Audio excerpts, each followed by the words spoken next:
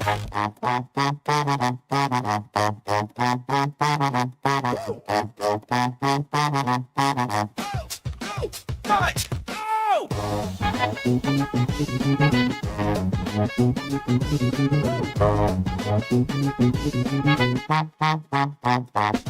Yeah, I'm gonna poop my pants. Only got $25 in my pocket.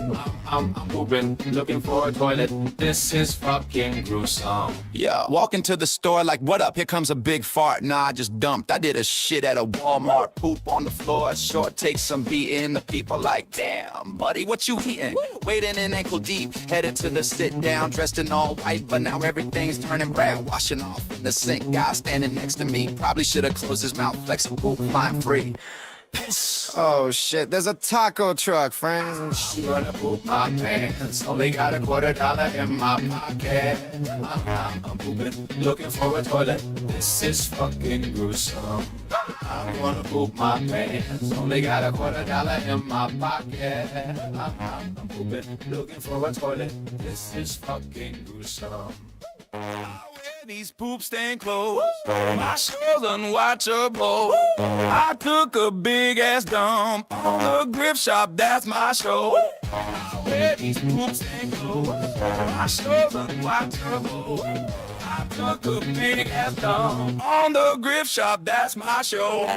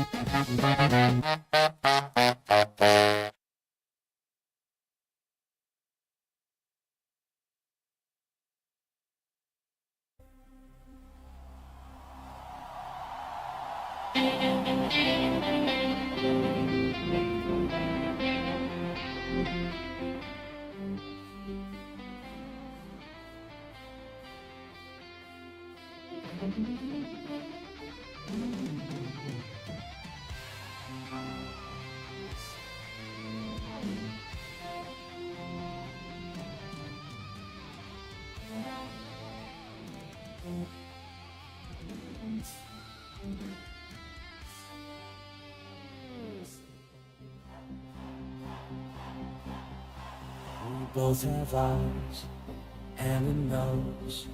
We have hands we can wave to our friends. We both have ears and feet. We can stomp, stomp, stomp to the beat. We can play happily. Take my hand and best friends will be. I have you take.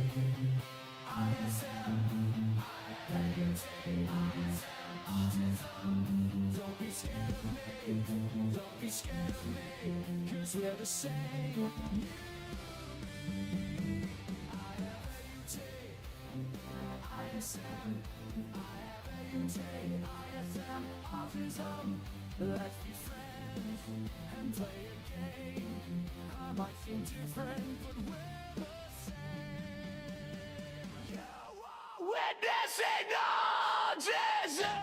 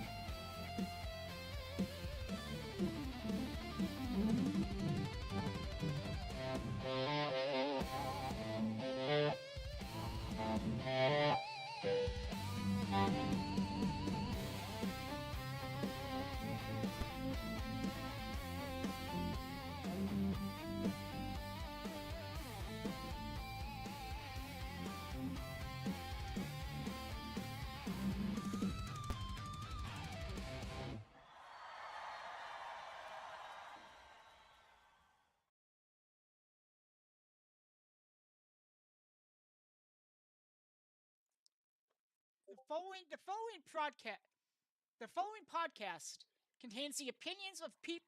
opinions of people. They may or may not be their own. We do not condone going after anyone mentioned on this stream or in this video, if you're watching in the VOD, in any way, shape, or form. If we discover that you have done so, you will no longer be welcomed in this community because at the end of the day, we are going for humor, and you should know, and you should have kept that in mind. We do not support cancel culture in any way, shape, or form. We also do not stand for bigotry, sexism, transphobia, etc. We encourage you to do your own research into this topic and any topic that may be brought up on stream or in any of the videos that we cover, and therefore come to your own conclusions. You do not go to CNN for dick jokes, so please do not come here expecting hard-hitting news. There may be foul language in some of these videos and streams. There are ideas that we may or may not agree with. We are way more HBO than Disney, so come here with that in mind. If you cannot handle adult language, then maybe the stream is not for you. With that said, enjoy your time here on Salt Mountain, and thank you for listening to K-Salt FM.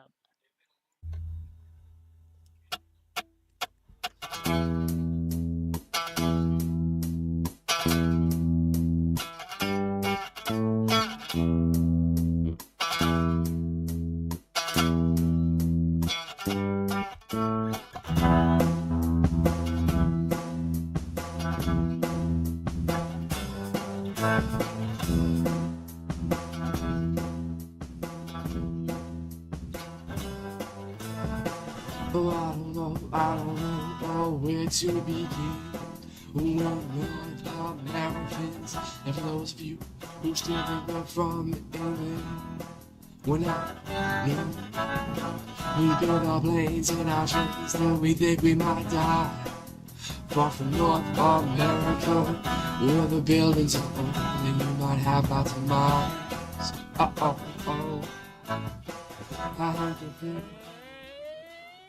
Buddies!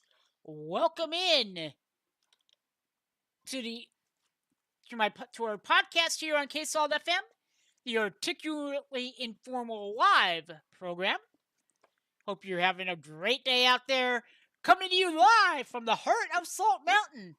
I am First Player Tokens, your host, and boy, do we have a banger for you today, folks. We'll have people calling in, just going to the Discord. That should be linked in the panels below. If you're watching over on Kick. If you're watching over on YouTube, hit a subscribe, hit a follow over on Kick. Remember, this is all allegedly, and in our opinion, we do not, like I said, refer you back to the disclaimer. Firstly, how are we all doing tonight? On this beautiful Tuesday. Nice. Okay, Mark. Thank you for letting me know.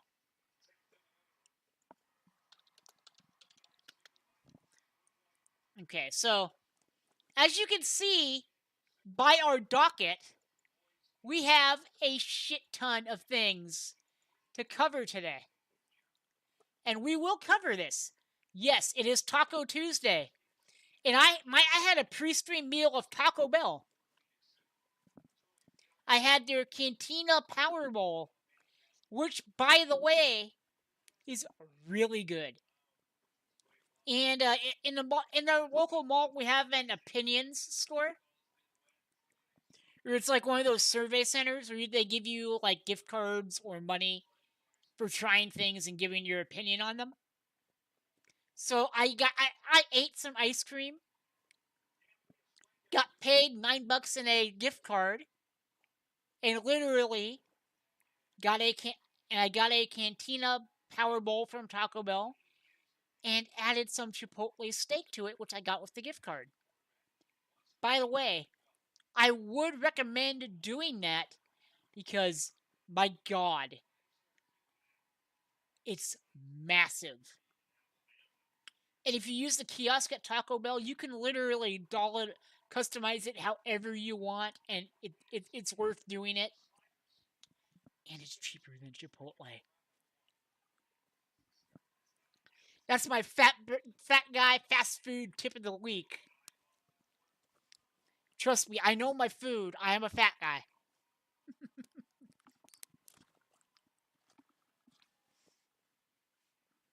Anyway, if you want to know, if you want to read anything about this Bricks and Minifigs situation, the goat one. If you want to read it, the BAMMap.com is the go-to place in my opinion.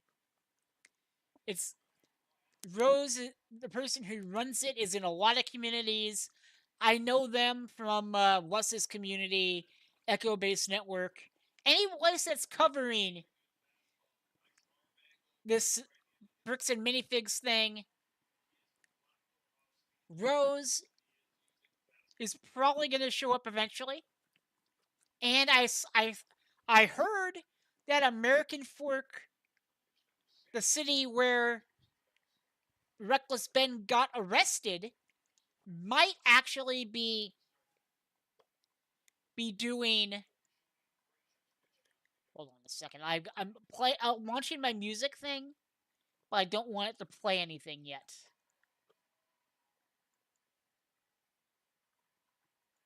So if you hear music, I'm pausing it immediately. Because, and I'm just going to give you guys also a heads up, since some of you may be new here, I do have a calf. I may need to get up and move around more. So every half hour or so, I will try to do a little break, play a little bit of Frog Leap Studios during said break, while we get all this done, okay?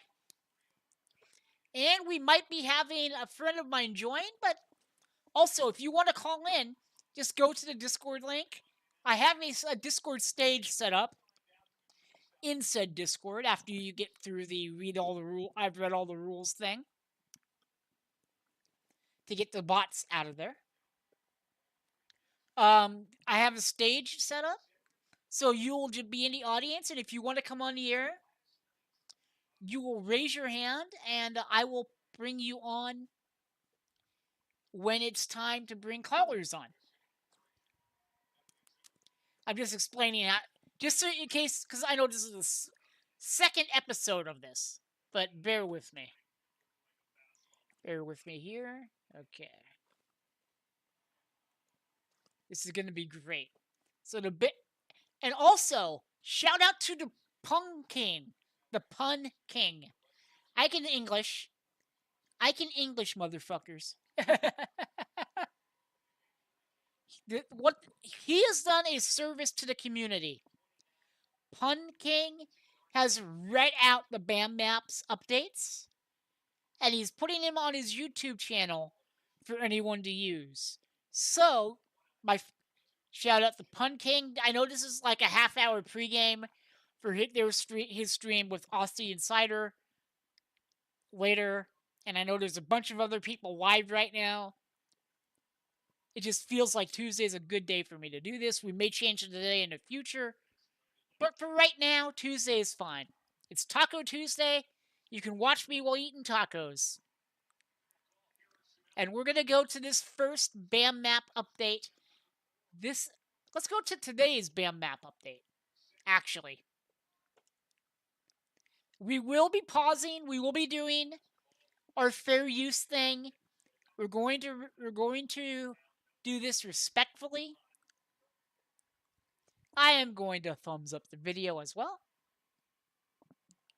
So let's get in to the latest update in the BAM scandal. The Salem brick trials, as it were. August 10th, 2026. BJC and Total AFOL asked who really owns Bricks and Minifigs. BAM's own marketing director answered in the company Slack. Reed Brimhall is the CFO. Reed Brimhall is this Reed Bunghole. Remember, on this stream, his name is Reed Bunghole. Because Or you may as well call the guy Cornholio because you need TP for my bunghole. Especially after eating the Taco Bell earlier. Primary source. Messages reconstructed from Bricks and Minifigs' internal Slack. The corporate officer is identified by her role only because she wrote in her official capacity. Every individual name and the store owner's identities are withheld. I will say this. That is really impressive that the Slack stuff has been leaked to the Bam Map. Whoever did that, you are a legend and you deserve a medal. Because this stuff is really cool. In July, the YouTube channel Total A-Full published a video called Bricks and Minifigs Real Owner Exposed. Who Really Owns? It was an argument about who actually controls the company, and it described Reed Brimhall, the man this site has already reported is BAM's chief financial officer, as a silent partner. An owner dropped the video into BAM's own Slack. The channel it named TMP YouTuber Social Attacks and mentioned that another journalist, BJC, was really digging into the Brimhalls too. If that's if it's the case that they're putting anyone on YouTube who talks about the Bricks and Minifigs thing in there, and that they may be putting this link in there. Firstly, thank you for doing that if you are doing that. Also, hi Bricks and Minifigs corporate. As an autistic person, fuck you for ripping off autistic people and then trying to use them as a sales tactic. Them being us. Go fuck yourself in your own asshole.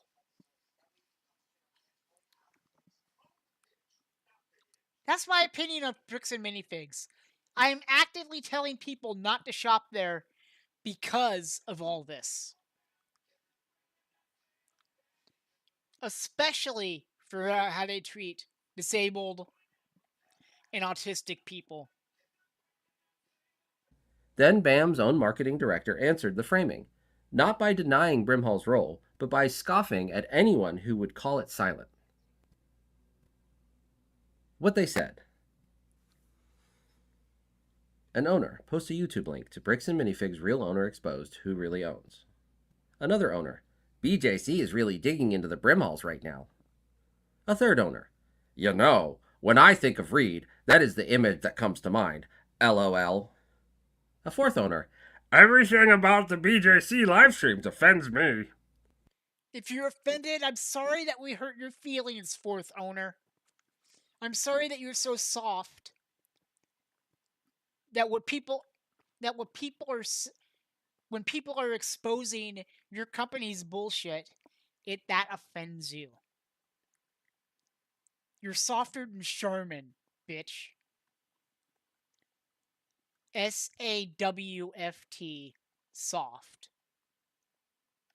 Marketing director, I like how this begins by framing Reed as a silent partner, as if he is not the CFO. Hehe. By the way, Punk King, if you're watching this, that was a great read there. Great female ditzy blonde accent. Nice job, my friend. Reconstructed from BAM's Slack. Every individual name, store, and exact timestamp is withheld. The marketing director is identified by her corporate role only because she wrote in it. The wording is theirs. The correction is the confession. Set aside the jokes for a second, because the load-bearing line is the last one, and it comes from the company, not the critics. Bricks and Minifigs' marketing director reads a video that calls Reed Brimhall a silent partner, and her objection is the label is too small, as if he is not the CFO. She is not disputing that Brimhall runs the company's money. She is annoyed that anyone would pretend he does not. That matters because the whole question the video is asking, and the reason the owners are in a channel named for social attacks talking about it, is who actually controls Bricks and Minifigs. On that question, the company's own marketing head and the critics she is mocking agree. Reed Brimhall is the chief financial officer. This is not a leak of some hidden fact. It is a document that already exists. said out loud in the one room where the company has no audience to manage. Okay, so he's the chief financial officer. So, so Reed Bunghole controls the money, by the sounds of it. And I'm sorry for pausing it a lot, folks, but to do a fair reaction to this stuff, even though I can just let it play. I feel I always try to pause it enough so that my reactions are double the length of the video. That's just a fair rule that I usually try to go by. Just saying. Confirmed. Reed Brimhall's role as BAM's chief financial officer is on the public record, and this site has reported it from his own LinkedIn. His CFO title and a 1992 SEC censure, and the 3 C-suite jobs he holds at once. BAM CFO among them. The slack line above, I hope Ben doesn't jump on it, is the company confirming internally what the public Nice. record already shows. The owner who mentioned BJC was pointing at a specific broadcast. Here it is. The other owner, Bricks and Minifigs co-owner and CFO Reed Brimhall, Adam Brimhall, MLM spy activities alleged, and more.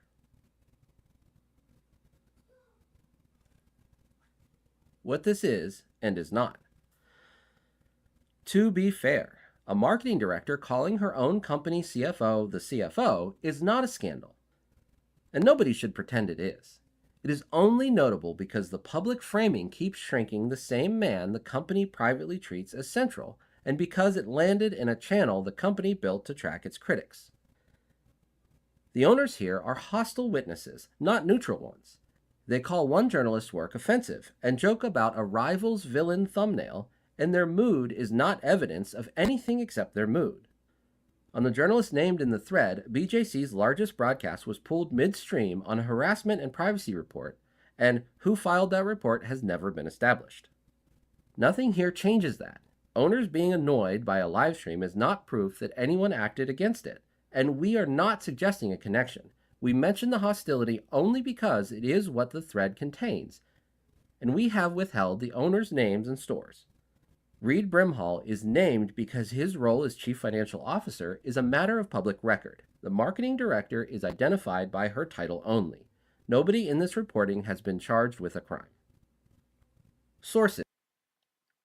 Messages reconstructed from Bricks and Minifigs' internal Slack with the owners' identities and exact timestamps withheld.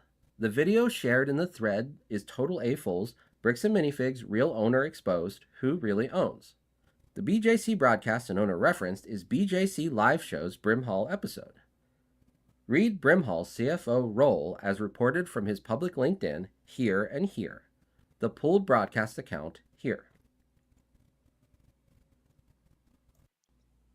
The BAM map. Hold on. Update August 10th. Thank you for that one, Punking.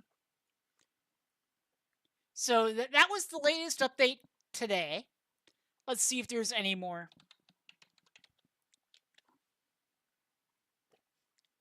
Nothing, okay.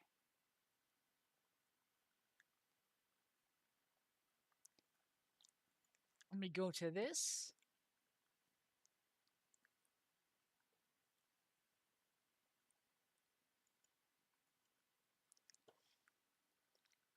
We've looked through that ourselves. Kaiser Police. I'm just getting all these. Hold on, give me a second.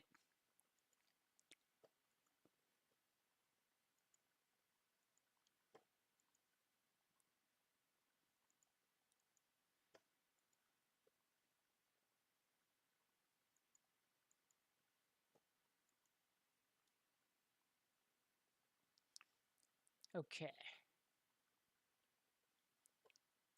I think this one's going to be red.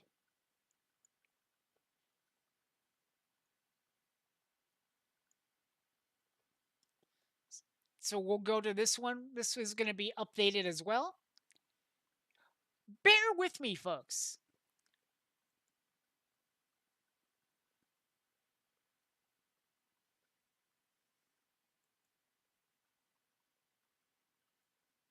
We're going to go to this update next from yesterday.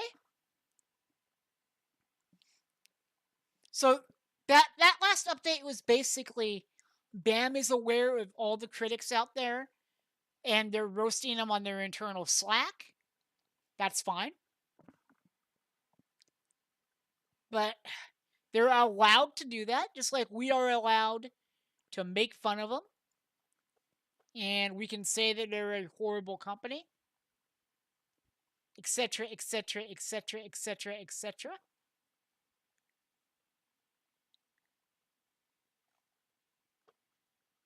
We are absolutely allowed to do that. So nothing really earth-shattering in that update. But here's one from the 9th. Let's see what this one has to say. By the way, a lot of these were already in my docket, and I am going to be pausing the hell out of this one because your boy is autistic, and this is concerning an autistic person. I am none thrilled. I'm about to pop off. Get your popcorn ready. Get your damn popcorn ready. August 9th, 2026. A store offered $116 for a $988 Lego collection and blamed the dust. BAM's buying calculator has a setting called Dust Collector. Primary source: the Bricks and Minifigs buying calculator, publicly downloadable with no login from a Bricks and Minifigs store website on BAM's own domain. So they have this publicly available. I'm not going to download it. I think Wus did. He looked at it on stream today, I believe. But these guys let things sit out there publicly. People are gonna react to this. We're gonna react to it. We're gonna call you out on your crap, Bricks and Minifigs. Snidely Whiplash and Alfred E. Newman and Reed Bunghole, who's probably weekend at Bernie's in it. Minifigs.com. Allegedly. I don't know if it's even allegedly. But I just wanted to make the weekend at Bernie's joke. I think he's oblivious to what's going on. A young man took 3 of his own Lego sets into a Bricks and Minifigs to sell them for his 18th birthday. He's autistic, and his mother came along. The store offered $116 for all 3 and said the offer was low because the Lego was dusty. $116 for a $1,000, basically, Lego set. To an autistic kid who, by the way, you're probably going to use maybe. By the way, autism is a thing you probably used, I don't know, 10 minutes earlier to another person, to another rube, when they complain about the price of Lego being too high. Fuck you for that alone, and fuck you for ripping this kid off.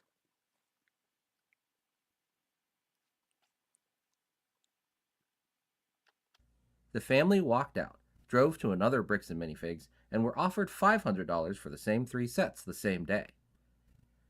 Their account is a public interview with the collecting channel Echo Base Network. Shout out Echo Base Network. We'll be watching that interview later on, folks. Believe me, we'll be watching some Echo Base Network tonight. Those guys are great. Hey, Keyblade King. How's it going? We're just exposing Bricks and Minifigs for their bullshit.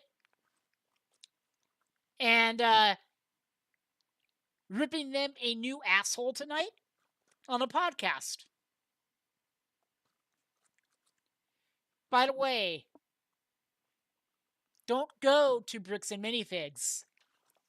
They are basically a Lego pawn shop who take advantage of autistic people and people with disabilities. And you're about to hear part of it, and then we'll play the interview. Let me actually get that. Let me actually get that video up. Hold on.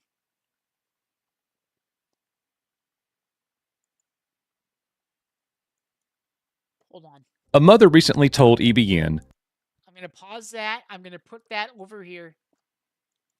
Yeah. Oh, brother, you haven't heard the worst of it. Strap in. We're gonna unpeel some of the layers on on this shit onion, so to speak.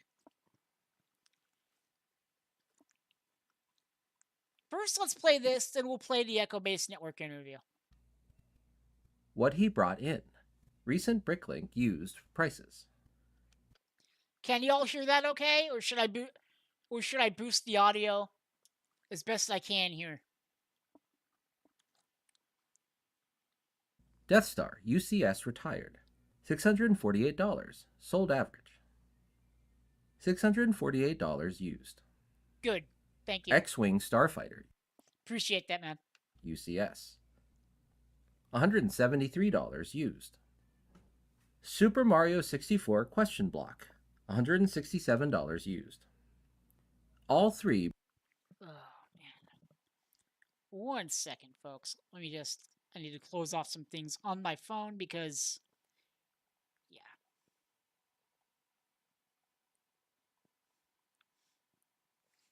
Oh, Jerry, you're gonna love this. Bam, Bricks and Minifigs operations manual got leaked, and then they copyright struck it and took it down, or made it not publicly available, and they couldn't even do that right. So, and what it says in there is when a parent complains about how much the price of Lego is, they are supposed to say, "Put on your hat, strap in, kids. This is a doozy." They are supposed to say, "Well, Lego helps kids with autism, so it's worth the price."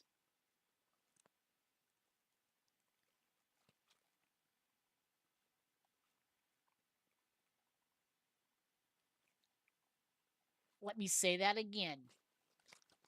They are supposed to say, "Well, Lego helps kids with autism, so it is worth the price." Scumbag fucks. Motherless fucks.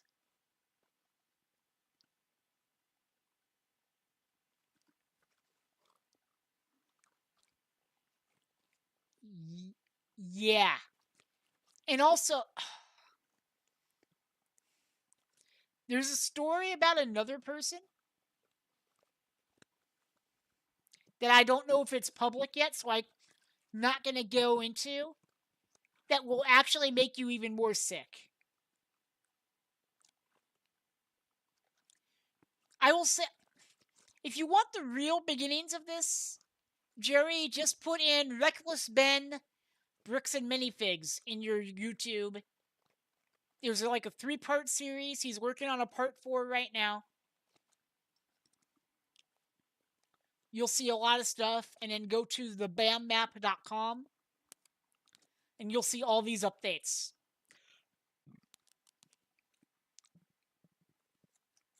It's nuts, dude. By Bricklink's recent used sales, about $988. The young man no longer had the Death Star's box, which lowers it, and by the recent eBay sales that BAM's own manual uses to price sets, Echo Base Network valued the three closer to $700. Either way, the better part of $1,000 of Lego. One store offered a tenth of it, the other offered half the same day. Two Bricks and Minifig stores, same Lego, same day. $116. First store's final offer. Reason given?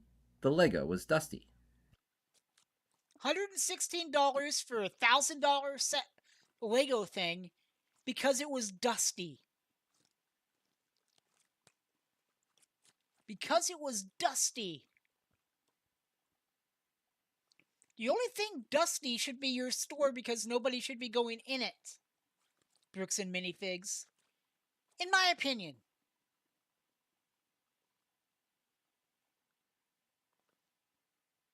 In my opinion. $500. Second store, on the spot, for the same 3 sets. Where the low number comes from. BAM has a tool that decides these offers. Its operations manual calls it the buy calculator and tells franchisees to download a new copy of the buying calculator from the G drive. A working copy is sitting on the open internet with no login on a Bricks and Minifigs store website on BAM's own domain. How stupid is that? To have the buy calculator that BAM uses for these sets that is part of their business model. They tell you you can bring in your sets, trade them for money. They allow consignments even though they're saying they don't allow consignments. Hey, Mark.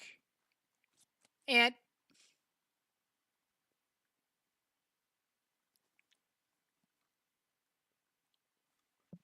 these people are just shit. They're shitty. Absolutely shitty. Fuck them. It begins with an estimate of an item's value and multiplies that. Nice. I don't want to streams. Streams going fine. I would put them on, but Mark, I already reached out to Pun King and told them if I'm live when American Fork Police Department goes live, or American Fork City Council goes live, if he wants to hop on, I'd be damned. I'd be welcoming. But I know they've got their stream right now, and Chris and Ben Gorman, by the way, Keyblade King, are the store owners where the BAM's, the sale and brick trials and the whole situation stems from. Basically, a guy came into his store. There's long and short of it. A guy came into his store, to their store, right? Wanting to sell his dad's massive, massive Lego Star Wars Lego collection. That was valued by the Gormans at over $200,000, around $200,000. Okay, he wanted Bricks and Minifigs to sell it on consignment. Dude, I've got all sorts of things here. Okay, I've got sound effects up my ass and around the corner. Okay. Congratulations. And uh and Jerry and chat, what they did is literally like they put him on consignment. They had an agreement and everything. So the Gormans wanted to sell the store because they weren't thrilled with an election result and wanted to leave the country. How the story pretty much goes. Okay. But corporate also said they were delinquent on payments, which may or may not be true. Nobody knows exactly for sure. So they came in to take over the store. And they were told, hey, we have this consignment. I need to get the receipts for it. And the people who came in to force the takeover, so to speak,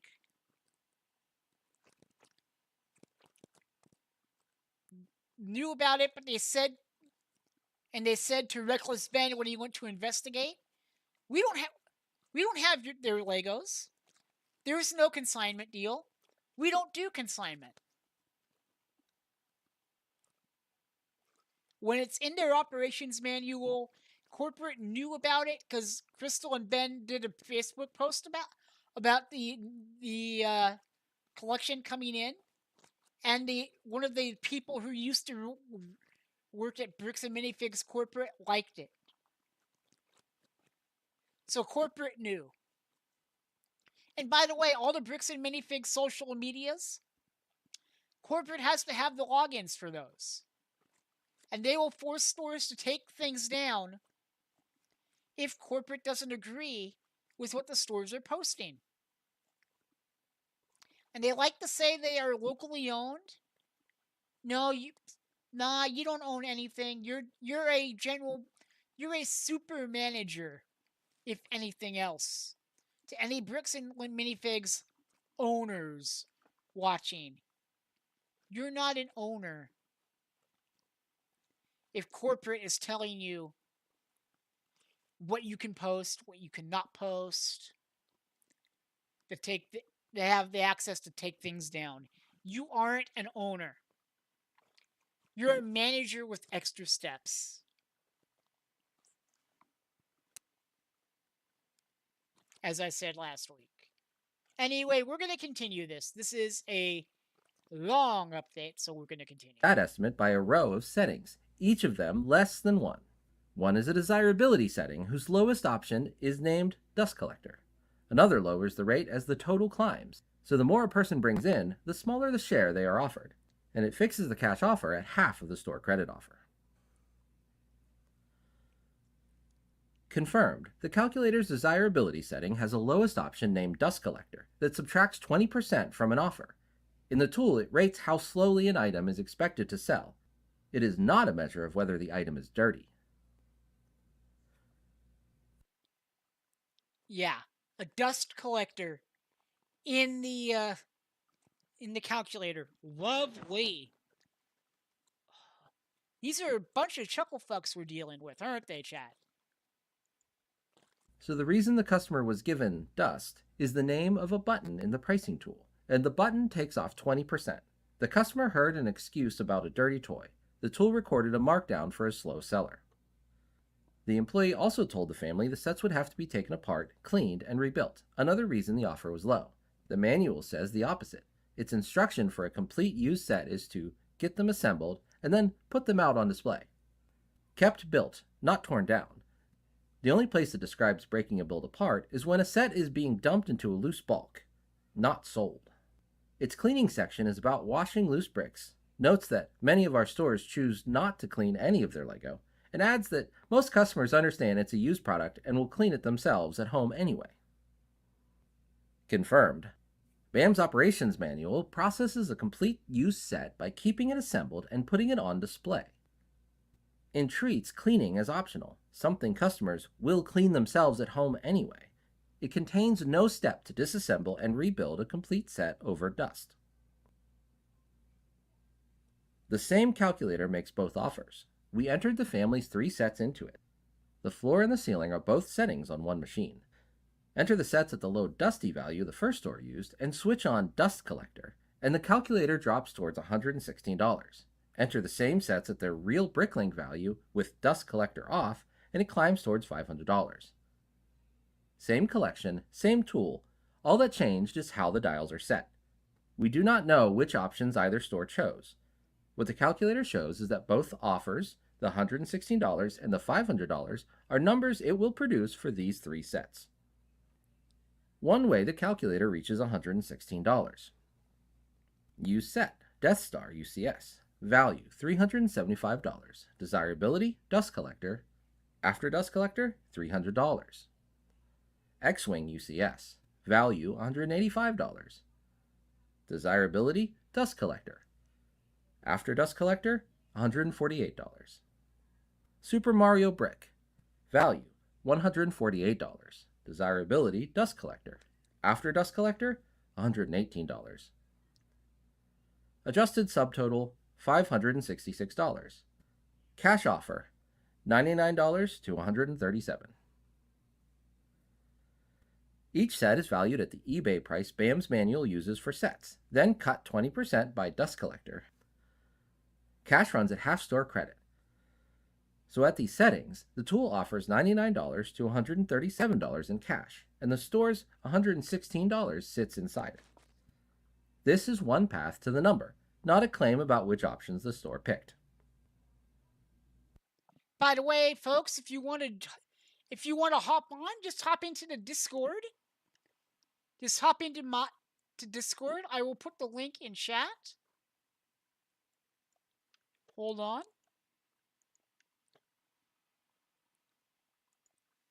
I will put the link in chat. Use that to call in. Hop into the Discord stage that is open. After you agree to the rules, of course. And we will take some phone calls. Because this show, I want to be very interactive. I want to hear from you people. Especially folks who haven't heard about this and are learning about it for the first time. You're allowed to call in. You're allowed to speak your mind. And to BAM, Now go home and get your fucking shine box. now go home and get your fucking shine box.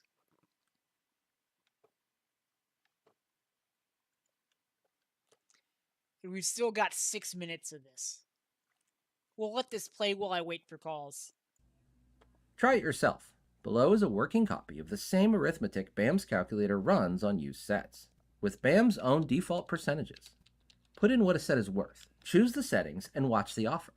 It opens on the family's 3 sets. BAM's offer, $99 to $137. BAM's default used set percentages. Store credit is 35 to 50% of the adjusted value. Cash is half of that, and a volume reduction grows as the total climbs. Dust Collector removes 20%. Conditions below Ready to Sell remove more. This is the site's own recreation of the tool's math, presented for news reporting and commentary, not BAM's file. A pricing formula is a method, not a copyrightable work. Recreating it to report on a matter of public concern is fair use. There's The discretion fair is real. use. This is where store owners have room. Corporate builds the calculator and sets its defaults, but the customization page lets each store turn the dials, and the offer a customer gets depends on how they are turned. One store took this collection to the floor. Another, the same day, treated it fairly, and the family says so. The tool does not force the $116. It makes it easy, and it makes it look calculated. The tool, BAM says, is private. On July 31st, 2026, BAM Franchising swore under penalty of perjury that its operations manual is a copy of our private and proprietary franchise owner's manual that is not intended for public release, and that the original document resides in our internal Google Drive and is not accessible to the public. That oath is reported here. The calculator above is the tool that manual describes, and it is public on BAM's own website, put there by BAM. By the date in its own web address, the file has sat there since 2024. It was public before the oath, and it is public now. Here is a decision this site does not make lightly, and having to make it at all is part of the story. The BAM map does not publish customer records. The file that proves all of this still holds a page of real people's names and purchases, and pointing readers to it can hurt people who did nothing but sell some Lego. We weighed hosting a copy with that page removed, but BAM has demanded this site take down its materials before, its support portal, its manual, and would demand it again. So a clean copy here would not survive. That leaves one reference BAM cannot pull off this record, the calculator file BAM itself has left in the open. Customer records and all. It is one spreadsheet, the pricing tool on one page, and a log of real customers' trades on another. We are linking it, and we are uneasy about linking it, and that unease is the measure of the thing. A newsroom stops to weigh whether it is even right to point this document. BAM published it, its customers inside, and walked away. BAM's buying calculator is here, on BAM's own website. No login, exactly as BAM left it. The same kind of failure this site has documented before. If you open it, extend these customers the care their own store did not, and leave their records alone. Yeah. If you guys go to the BAM map and find this article, please do not mess with anything on it. Show these people the care. I will not be doing it because I'm not going to do it. Because I'm not going to be that level of a dick. But what I am going to do is I am going to run to the restroom really quick. So I will BRB. We will play some music. We will let you all play a little bit of Plinko. So I will be right back. and I will play a little music for you.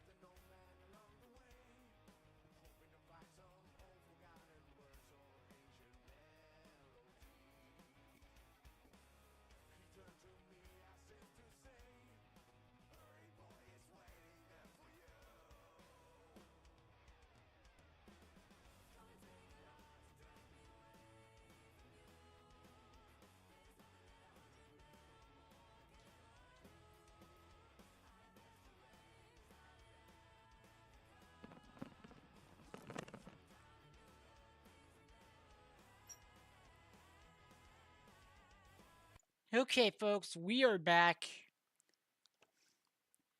Apologize for that, but when you gots to go, you gots to go.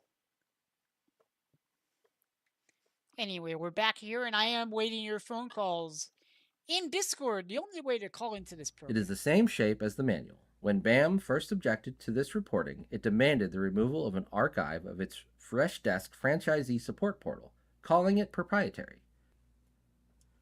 This site took its copy down. BAM's own copy of that portal is still public, no login, on BAM's own hosting. Confirmed.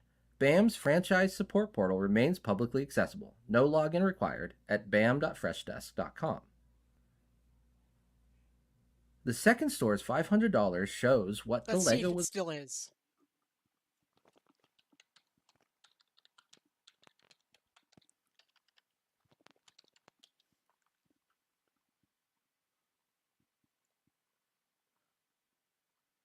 Hold on a second.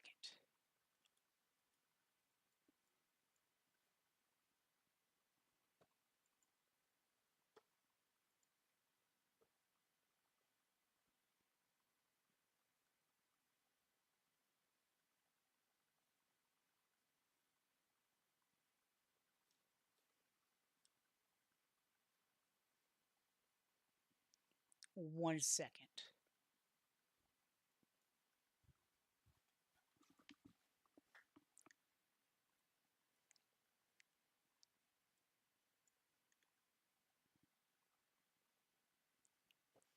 Oh my god.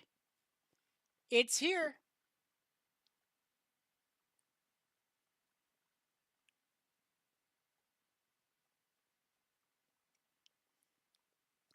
Holy shit.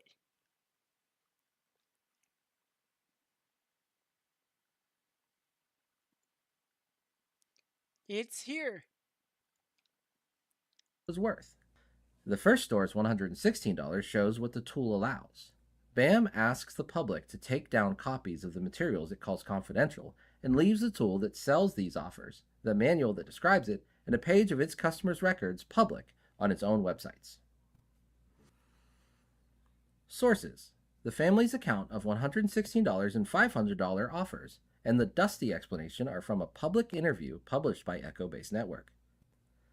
The set values are the Bricklink Price Guide's recent used sold averages, retrieved August 9th, 2026. Death Star UCS, X-Wing Starfighter UCS, Super Mario 64 question block. Hold on, and we're not going to watch the rest of that right now, but I am waiting for the so in 90 minutes there's going to be a American Fork City Council meeting that we're going to try to stream snipe because this American Fork is a central part to this whole thing. It's one of the shit onion rabbit holes that we're going to go down. And boy, howdy are we. Here's an Echo Base Network video. By the way, Echo Base Network are good people. They're doing some amazing reporting. I would highly recommend you check them out. But before we get into that video, let's see if we have any phone calls. I see none. That's okay.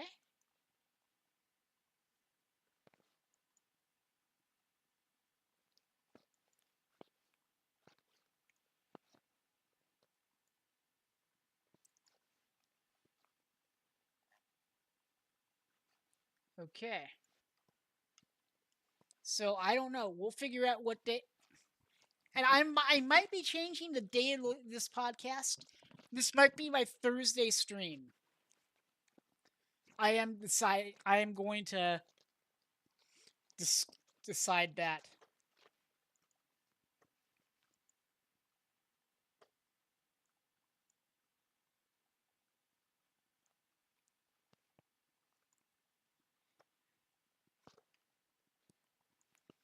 Okay, so we are approaching 1 hour into this. Here's Echo Base Network's video. We will be pausing as per usual. That she went to a Bricks and Minifigs location with her autistic son so he would not be taken advantage of. The son wanted to sell 3 of his own Lego sets to raise money for his upcoming birthday. After reviewing the 3 sets, the Bricks and Minifigs location offered them $116. The mother was shocked at the really low offer. The set included the Lego Death Star, a Lego X-Wing, and a Mario question block. All 3 of those things purchased new cost well over $1,000. So the mother wanted to make sure that was the best offer they could make, and the store responds saying that is our final offer, and the reason that it's a little lower is because your Lego is dusty. So the family walks away. They go to another Bricks and Minifigs location where they instantly receive a $500 offer. Same Lego, same franchise brand, more than 4 times the original offer. In today's video, we are joined by the mother and the son. And once you hear what they say happened in the first store, this story gets a lot bigger than just one bad offer. Is there anything that you would like to say in conclusion about Bricks and Minifigs or anything at all? Am I allowed to say a curse word? Go right ahead. Karma's a bitch.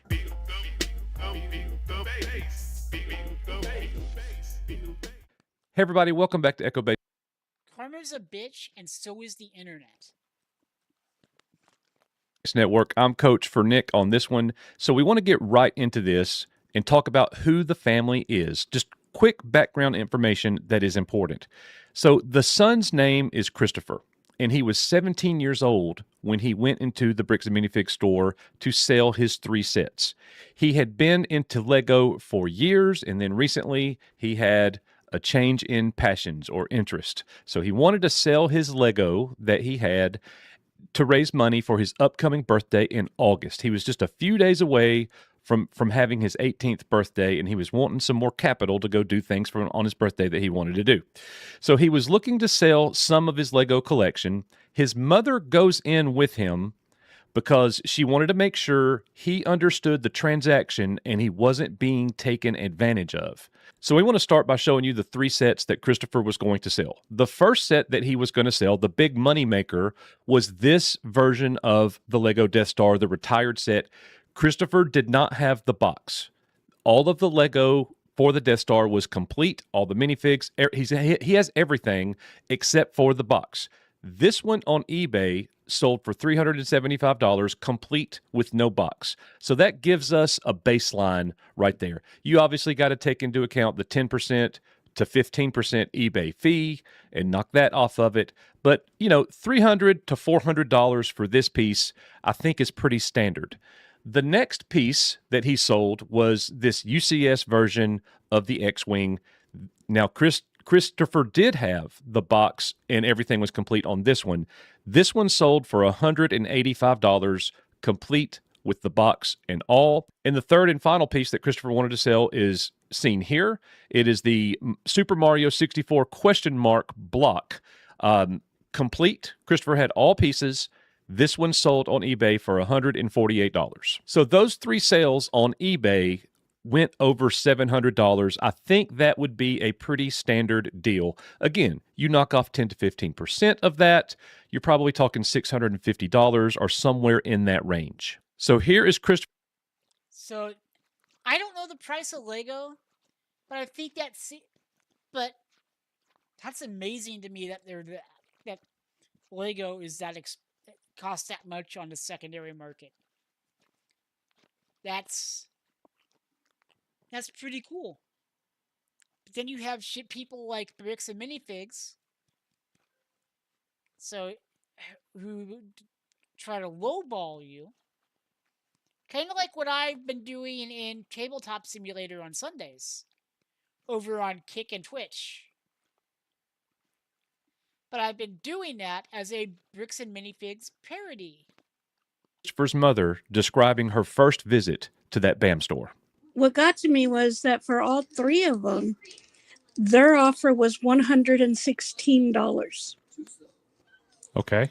And I said, I looked at the guy that when he told me that, I was like, what? And I go, are you serious? He goes, yeah, why? And I go, I don't expect to receive, what I paid for them. That would just be ridiculous. But the Death Star alone is $1,000. Right. I go, let's be serious. Come back with a number that's a little bit better, And he goes, that's our final offer.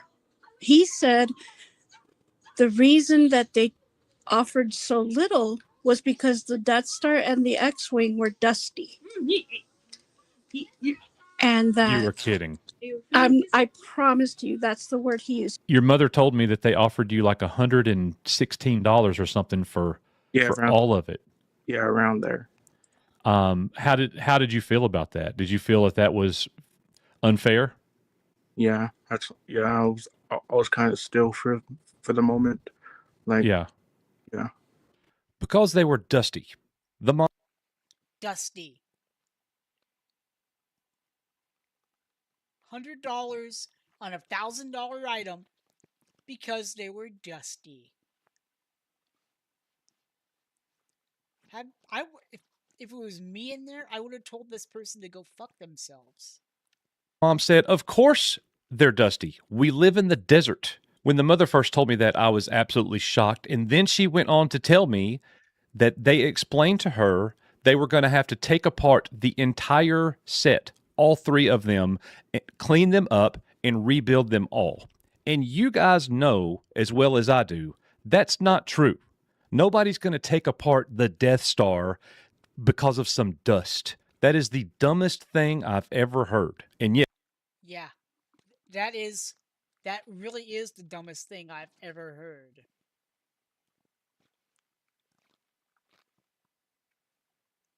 Congratulations.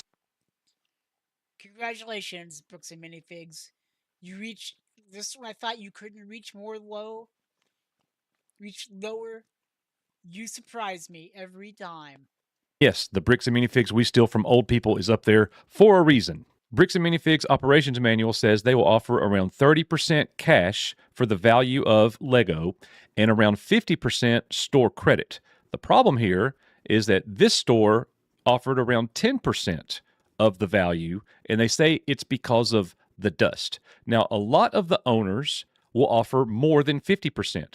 Our friend The Last Relic talked about in his store, he would give 60 to 65% of the value of Lego. There's plenty of video evidence on YouTube where we see Bricks and Minifigs owners really lowballing, severely lowballing customers. So the family leaves.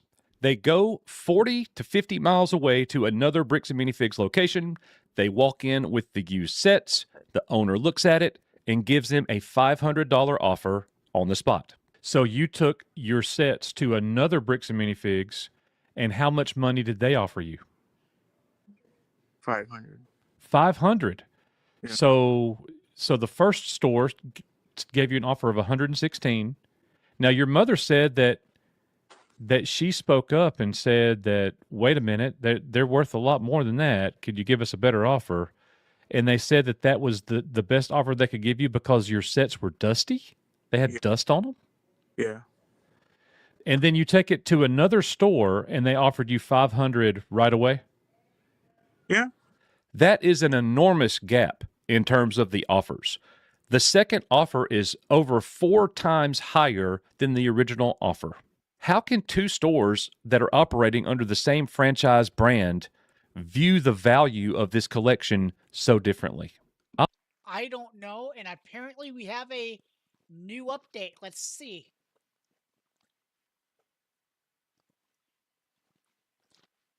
I was assuming we did, but we don't. Doesn't look like we did. I'll let you come up with the answer to that one. The heart of our story today is definitely a family that is getting screwed by Bricks and Minifigs, but it becomes more than that. You have to consider, what are Bricks and Minifigs operations?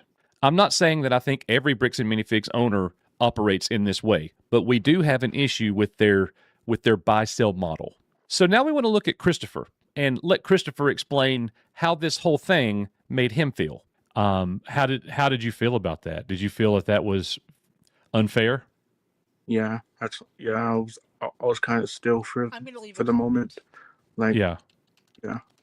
To the offer of $116? Yeah. Was he distraught? Was he upset? Did he understand what was happening? His face was angry. It Okay. looked angry. So he knew he was being taken advantage of. Yes, I believe so. One of the consequences of this story is that particular store lost potentially a really good customer and family. Again, this story doesn't prove that every single Bricks and Minifigs operates in this manner. In fact, the second store proves that there are definitely some good owners out there, and the family believes that second owner treated them fairly. But taking Lego into a Bricks and Minifigs should not be like trying to deal with the used car salesman. How could the very same Lego go for $116 at one location and $500 at another location on the same day? And when customers walk into a Bricks and Minifigs location to sell something, how do they know they're getting a fair deal?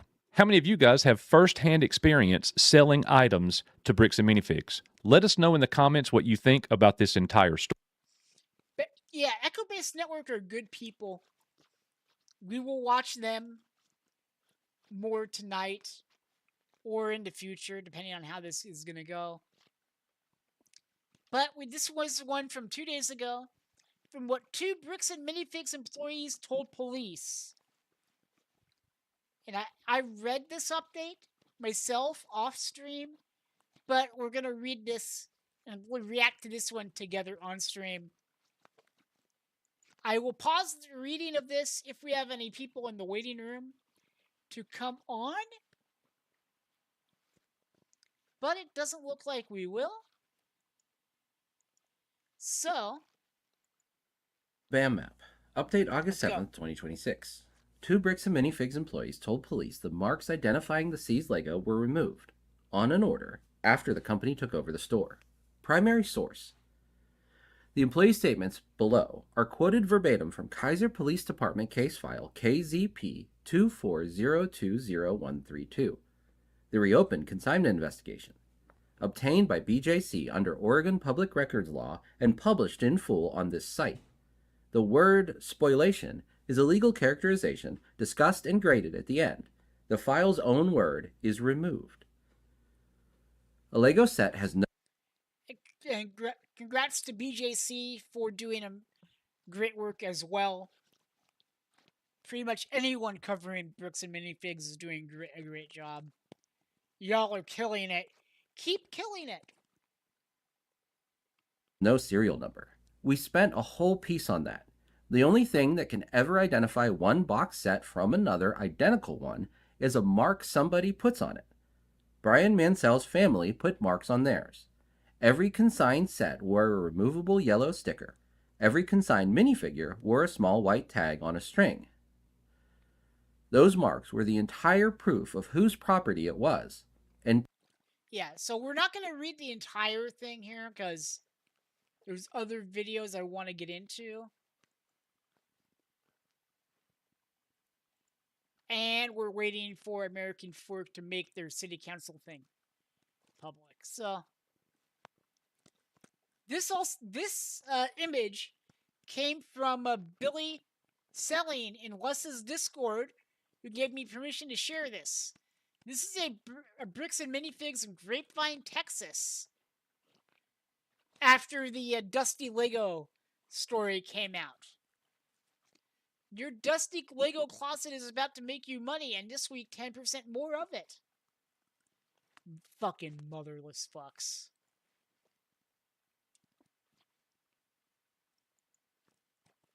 So now we're going to get into a video asking whether or not Lego... Hold on. Coach, we'll talk to you in a second.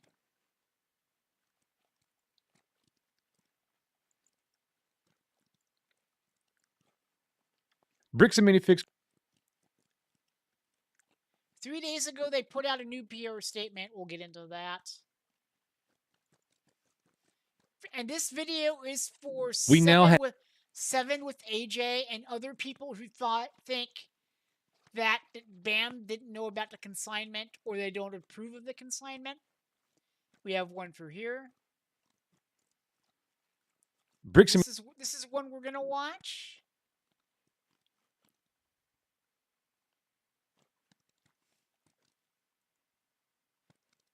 We've got a Lus video. Shout out to Lus. And we have another Lus video to watch. Hey guys, today we are going to... Pause, Lus. Appreciate you, my friend. We're going to let Coach explain here, but basically what's going on is Bricks and Minifigs say they have an agreement with Lego for distribution. This dives into that. So let's look here, let's react, and guys, let's also call in if you want. I'll be sitting here reacting to videos tonight, so this is gonna be fun. Appreciate you all hanging with me for this hour of power, as it were. And before we get into this, I will be right back. Let me get the music up.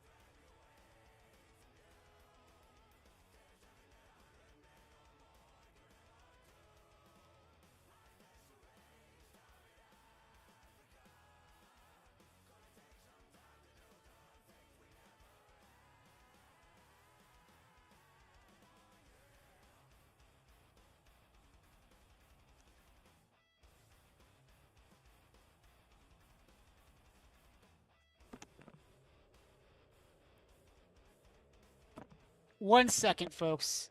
I'm trying to get my clock.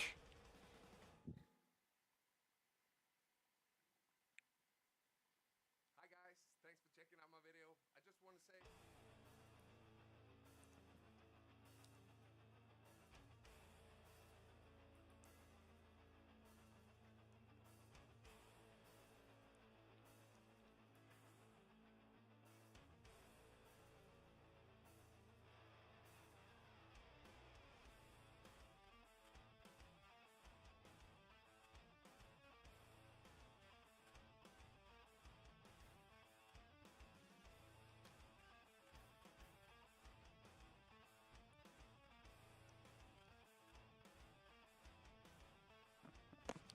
Okay, here we are. We're back here. Sorry about that. Had to get up and move around a little. Pulled the plug on Bricks and Minifigs, and their August shipment just exploded past 500,000 views. But even the creator of that video acknowledges that much of it was about speculation. A little upset at Lego for a while because I thought, you know, why aren't you guys saying anything? What's going on? But Lego is not one to drop the ball as far as getting their products out to people that want to buy it. So I'm just speculating here, but if they did indeed have a contract, like you heard, you know, Maddie McNeff say on that podcast I just showed you, and I've been saying it because I heard that, you know, through the grapevine, and I've seen things for over a month now that they had it since April 26th of this year. Maybe Lego finally said, you know what, screw you guys. Since that video released, I've spoken with two of our sources who are current Bricks and Minifigs owners. They set the record straight. One of our sources says that they have reason to believe that BAM Corporate is in serious financial trouble. The other owner is unsure whether or not that's the case, but they did offer an alternative opinion. But all of this information leads to the same question. Why was Bricks and Minifigs' massive August Lego order paid late? That's a good question, Coach. That is a good fucking question. One that I think we're gonna get the answer to. Oh, don't mind me. I'm just nibbling.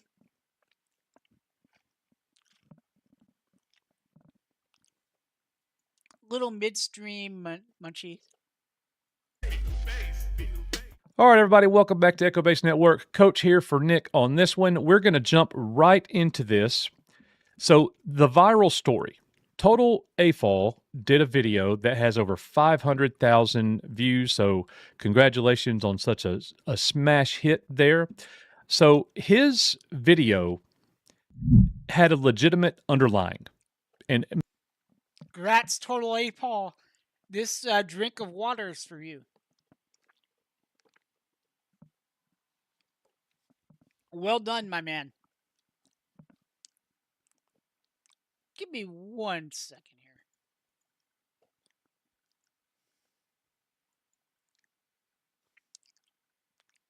Thank you all for watching. I do appreciate you. Whether it's on Kick or on Twitch. Not on Twitch, on YouTube. Because I'm on YouTube today. See, I get it mixed up in my head sometimes.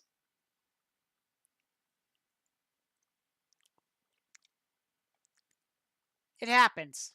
It happens.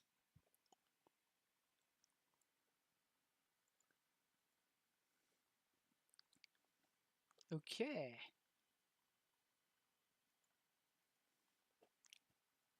most of you Or if watching you're this on the video X as saw well. his video as well. I appreciate The underlying is that BAM stores did not receive their major August Lego order in time.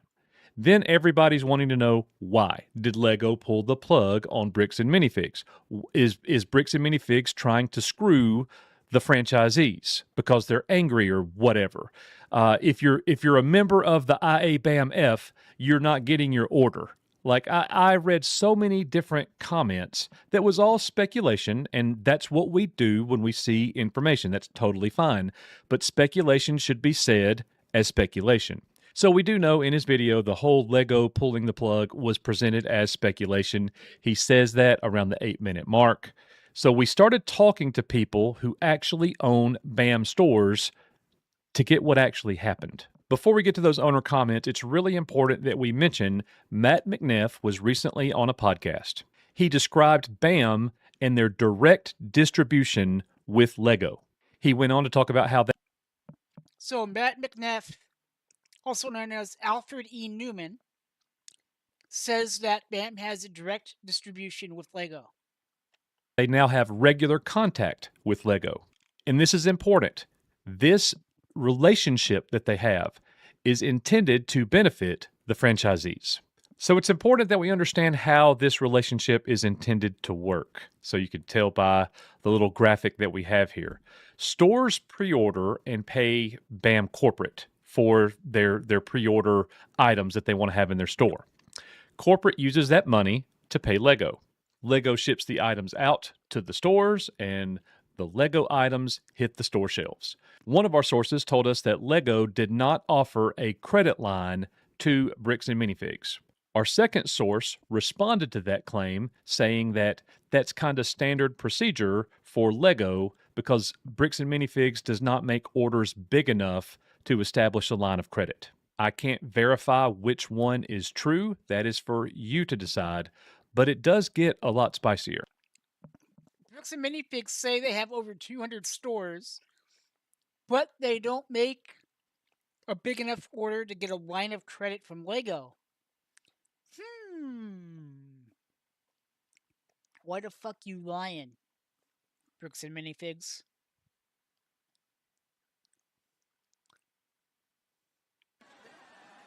You raggedy bitch.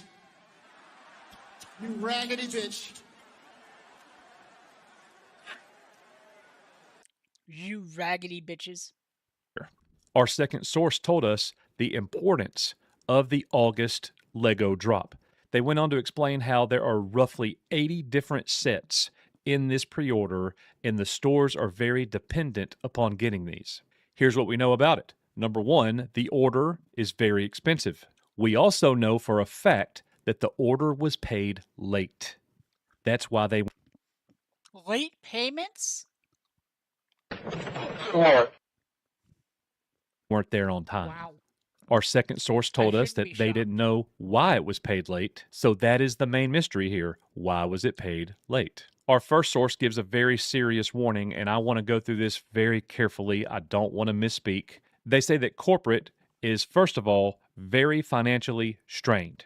Our second source told us that BAM had to wait for owner payments before paying Lego. Our second source corroborated that. The payments had to go through first. They're hearing significant concerns about BAM's finances. They believe that multiple store closures could be happening very quickly.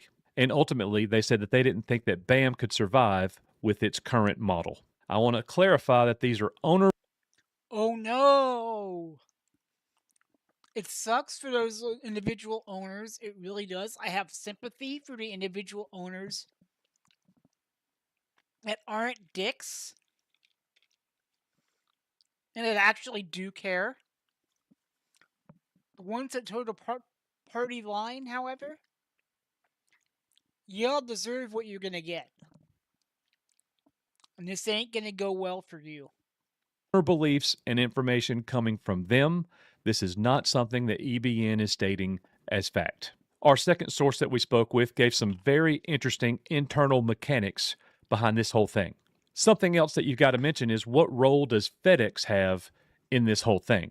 FedEx allegedly was unprepared for the volume, lacked sufficient trucks, provided poor, no tracking to numerous stores, loaded some pallets poorly, and delivered damaged merchandise in some stores, received other stores' orders. So FedEx definitely dropped the ball with this massive order. But our second source is of the opinion that corporate and FedEx share responsibility for the late and wrong orders. FedEx bears responsibility for damage. So whether FedEx is at fault at all, it still raises the question, why was it paid late? The world may never know. Maybe because Reed Bunghole, Snidely Whiplash, and Alfred E. Newman don't have the money they say they have. And that squarely falls on the shoulders of Bricks and Minifigs Corporate. If they didn't have the capital for an August release that you know is so important for these local businesses, you can't justify that these stores that are dependent on sales, this is their livelihood, that they don't have the items for their August 1st drops. And many of these owners had already paid for these drops. Some owners, I'm sure, couldn't pay for it yet because they don't have enough money to pay for them yet. And Bricks and Minifigs Corporate couldn't help them out in that regard. So what happened? They couldn't make the order, they couldn't pay for it, so it was delayed several days until all the payments came through. That is a really unfortunate situation for the franchisees. And here's something else that's really unfortunate about that, talking about BAM leadership. They could talk all they want to about the 7 internal improvements they're going to make and things like that. None of the owners have told me that there was any communication from BAM corporate. 7 internal improvements that no one with a brain actually believes BAM corporate is going to do. They may say all the things they want, but what they actually do is different. As a matter of fact, we have been told that the McNeffs haven't spoken in several weeks to any of the owners on Slack, email communications, or anything like that. So they're showing very poor leadership in basically a crisis moment for all of the local franchises. So did Lego pull the plug on Bricks and Minifigs? No, they didn't.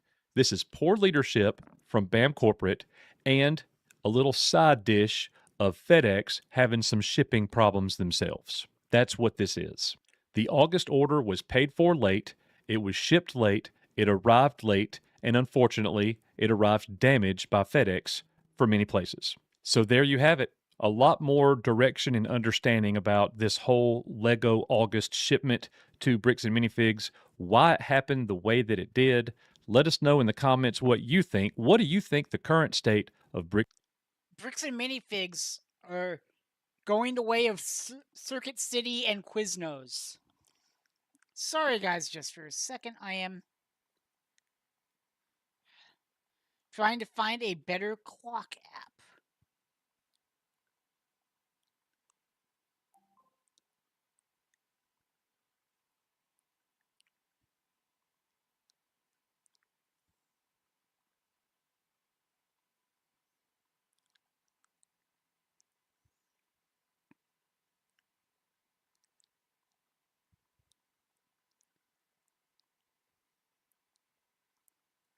Installing it now.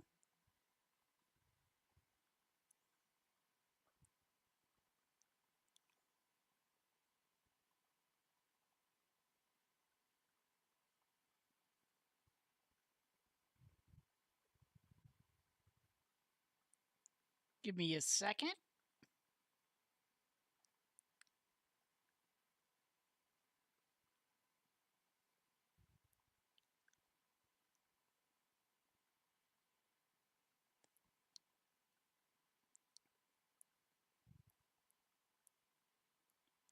Bear with me.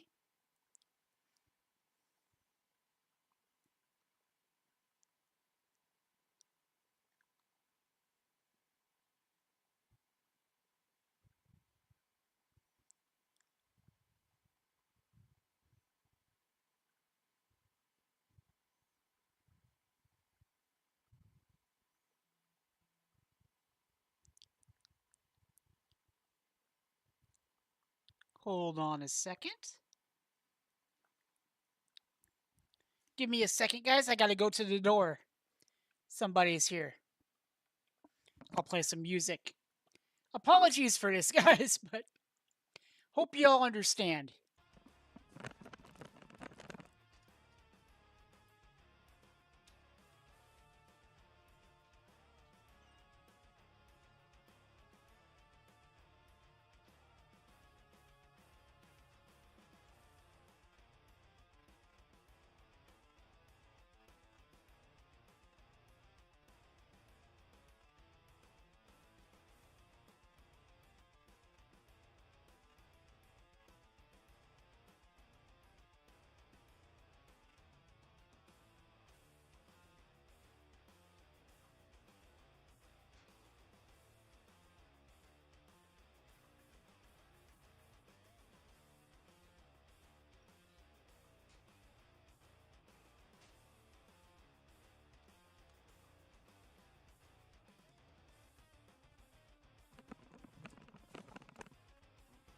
I am back. Let's just still go here.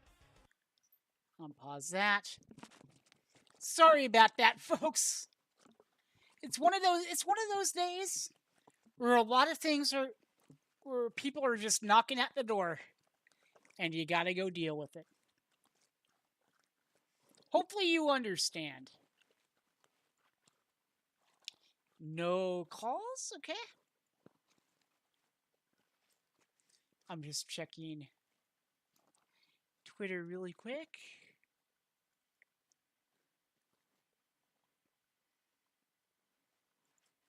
All right, here we go. Let's go into this lust video about the AI Facebook post.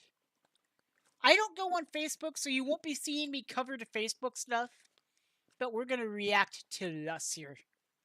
Hey guys, today we are going to read the most recent post from Amin McNeff, Bricks and Minifigs North America.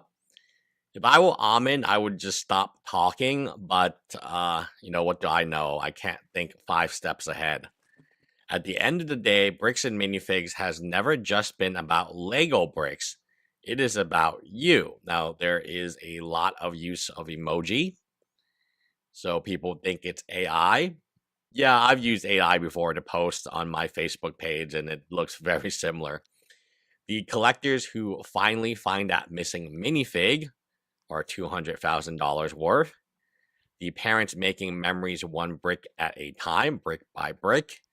The builders who turn imagination into something incredible. The kids who walk through our doors with eyes full. Every trade, every conversation, every build, every laugh, you bring the magic that fills our stores. Heart emoji. Thank you for making Bricks and Minifigs more than a store. You built a community where creativity, nostalgia, and connection come together, and we're grateful to be a small part of your story. Here's to many more builds, discoveries, and memories together. Thank you for being the heart of what we do. Hashtag Bricks and Minifigs, hashtag thank you, hashtag Lego community, hashtag Lego fan, and hashtag adult fan of Lego. I now know what that means, which is cool. Out of the 109 comments, all of them are negative, and Shocker! All comments are negative. Who saw that coming? Chat, did any of you see that coming? Because I certainly did. A blind man could have seen that coming. all of them have been deleted. So let me repeat that again. This is the Facebook post that they just made. There's no corresponding blog to go with it, but it definitely is a desperate attempt. I don't know why they are still making posting at all, especially on social media. I understand if you post your blog, you're really not going to get too many comments on a blog anyway. But this is this is another store that posted just something about the Lego collection. Can you make a minifig of Amin McNeff in a chicken suit? Oh, these comments are good. I'm looking for a reckless minifig. Do you all have it? The ones that were stolen. I am looking for Lego thieves and those who pay their salary. Boba Fett, the ones that were stolen. So I guess the question was, are you looking for any Lego minifigs? And the answer is always bad. So imagine waking up every day, starting your business, logging into social media to post your social media picture of the day, and it's all just a bunch. Oh my god! This meme is fucking hilarious. If you see the picture of Amin McNeff, you're laughing your ass off right now. Of incredibly bad things. People are not happy with your brand. People are not happy with the store. People are very angry, and that's what you have to enjoy every single day. Distribution is very poor. Amin McNeff has bundled or fumbled that. People are coming to your store with weapons.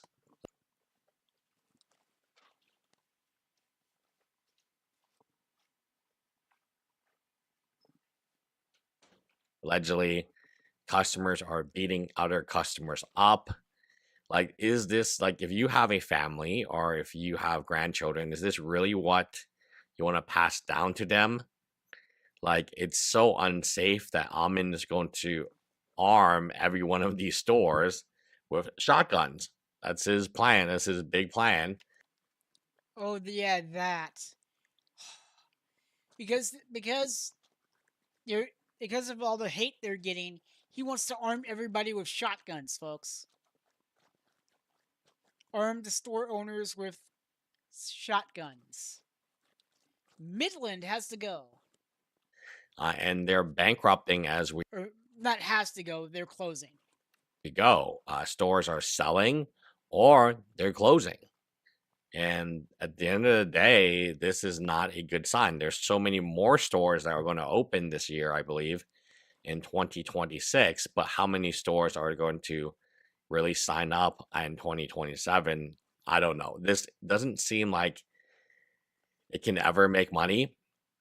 Some of them are doing YouTube channels, but they're so afraid they won't even link their YouTube channel here. So it's a bizarre thing where they require social media and they should be doing social media, but they can't do it because then they get like 10, 20, sometimes up to 100 comments, negative comments ripping on their brand. Imagine paying $300,000 to $600,000, $40,000 straight up to Amin McNeff, and then 10% gross revenue. It's a situation where I don't think there is an easy solution to this, and I would wonder if you guys know a solution because the internet is so much smarter than I am, right? So leave me a comment about what your solution would be if you. Their solution would be just close them all down, rebrand them as something else, and have them be like a co-op, a network of secondhand Lego stores that has nothing to do with Bricks and Minifigs name. The brand is tainted. Hopefully, there's a way for that to happen. I don't know. I'm not a lawyer.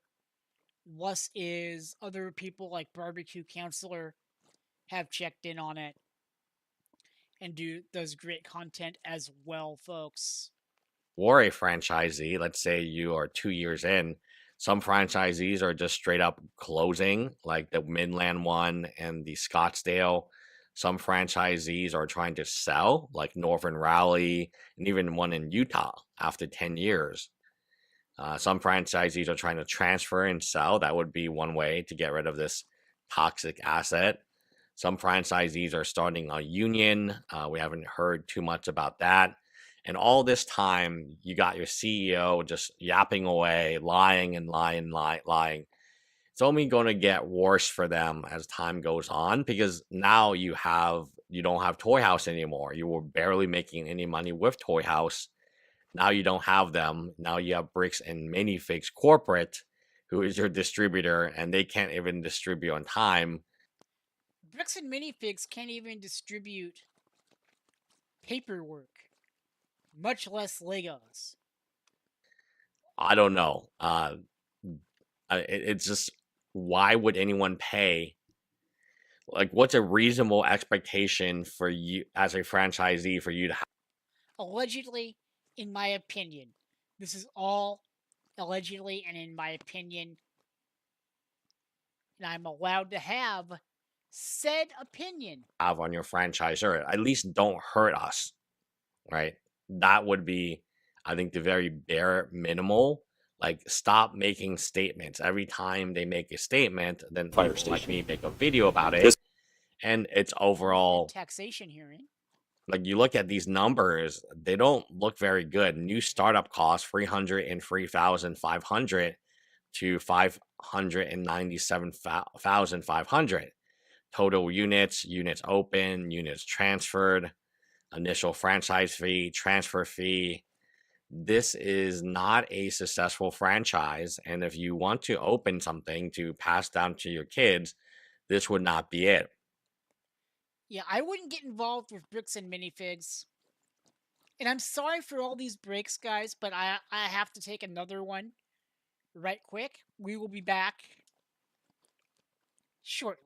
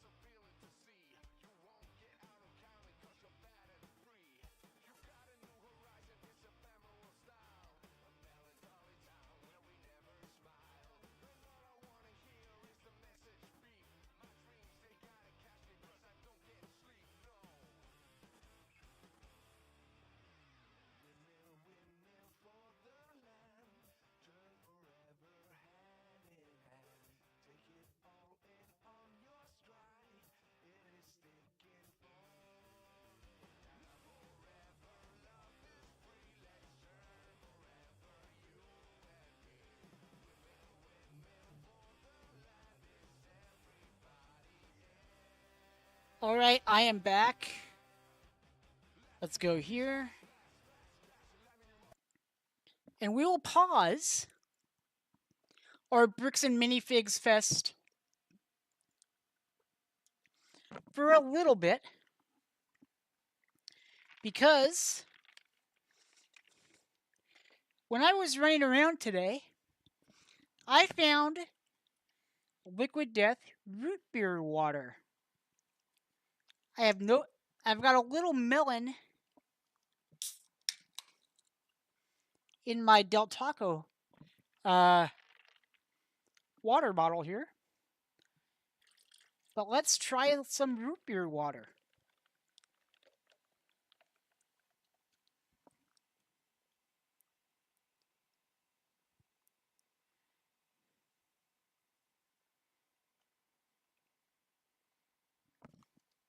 This has a little sugar in it, so have to be careful with how much I have.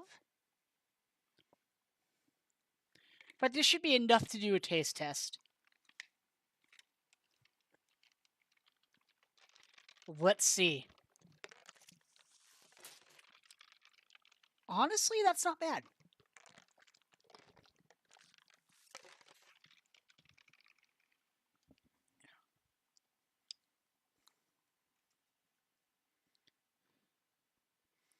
And that's 8 grams of sugar in 1 can of this.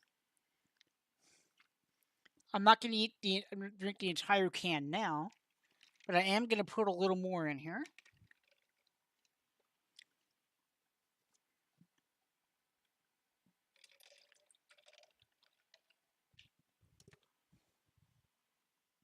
That's low sugar, folks. If you're diabetic or on a diabetic diet and you need a sugar rush, I would get that. In fact, 1 second, I'm going to put this in another location because I'm going to use it when I need to, so bear with me.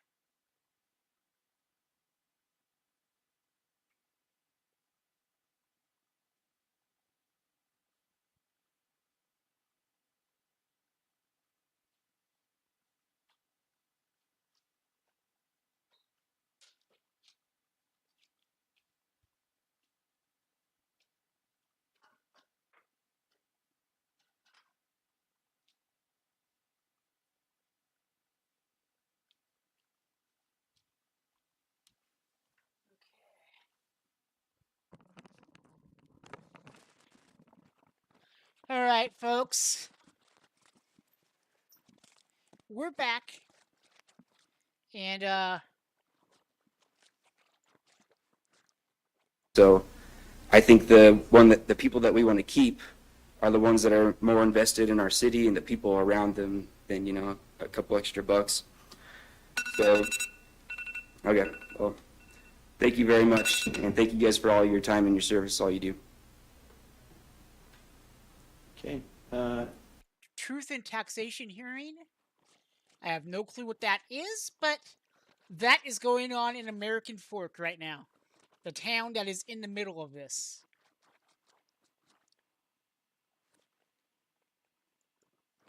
So, Bronson Kitchen. Under the false guise of an HOV violation, the real intent of the stop was to be an off-the-books intimidation ploy. He wore no body cam. There was no call to dispatch. From the moment Officer Kitchen approached my car, the encounter escalated unnecessarily. He immediately resorted to threats of violence when I declined to comply with his unlawful order.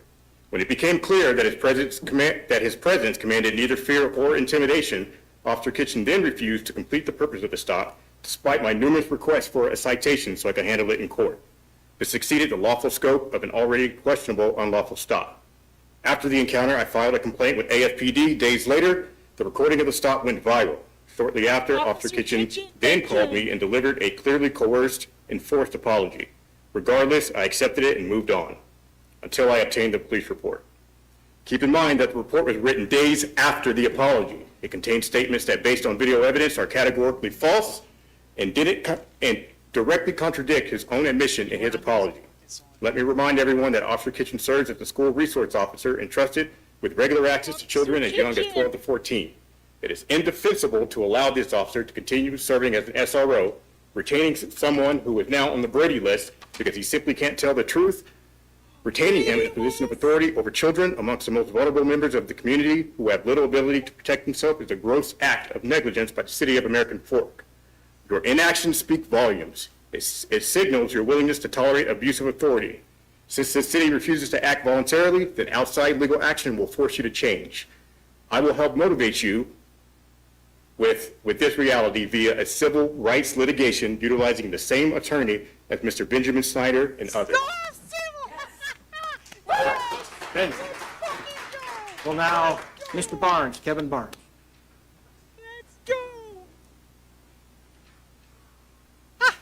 You don't have to call me mister. I'm not that old. First of all, don't start the clock yet.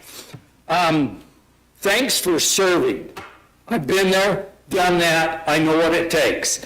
And some of us really appreciate it. I appreciate you putting up with people on this side while you're on that side. Okay, start the clock. First comment. You should have put the admin building to a city vote. There's no reason to spend $40 million without going to the public, in my opinion. That's all I'm going to say about that. Property tax increase. When I got my notice, I was expecting it, and it went up $35. Now, yes, I'm old, and I am retired, by the way. And I've got lots of time on my hands, and I can't afford $35 a year. This is not about the folks watching. It is about the problem, or the concept, and what is going on. I was on that side the last time we had a property tax increase, and we had a lot of discussion that we should not do major tax increases, and it was kind of informally agreed, and I think 3 of you were on here. I know 2 of you were, but I think 3 of you were on here at the time. It was kind of agreed that we would do more frequent increases and smaller amounts. As we were talking about that prior increase, I visited with a lot of people in the community, and every single one of them that had an opinion on it said, yes, do them more often and do smaller ones. They don't like the big ones. I think that message was heard loud and clear, at least by me, and I think that's the attitude that should go forward. I'm not on the council. I don't have a vote on it. Bottom line to this is, I think you ought to keep the increase to about 4%. I really do. I think 4%, you ought to figure out a way to build it into the budget, and then do another 4% next year, and then another 4% the year after if you have to. Rather than a larger increase, do smaller ones more often. And thank you very much for your time, and thank you for serving. Thank you, Mr. Barnes. We'll now move on to Chris Chamber. Chris Chamber.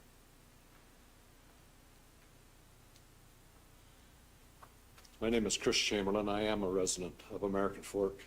I built a home here 40 years ago. I moved into it this month 40 years ago.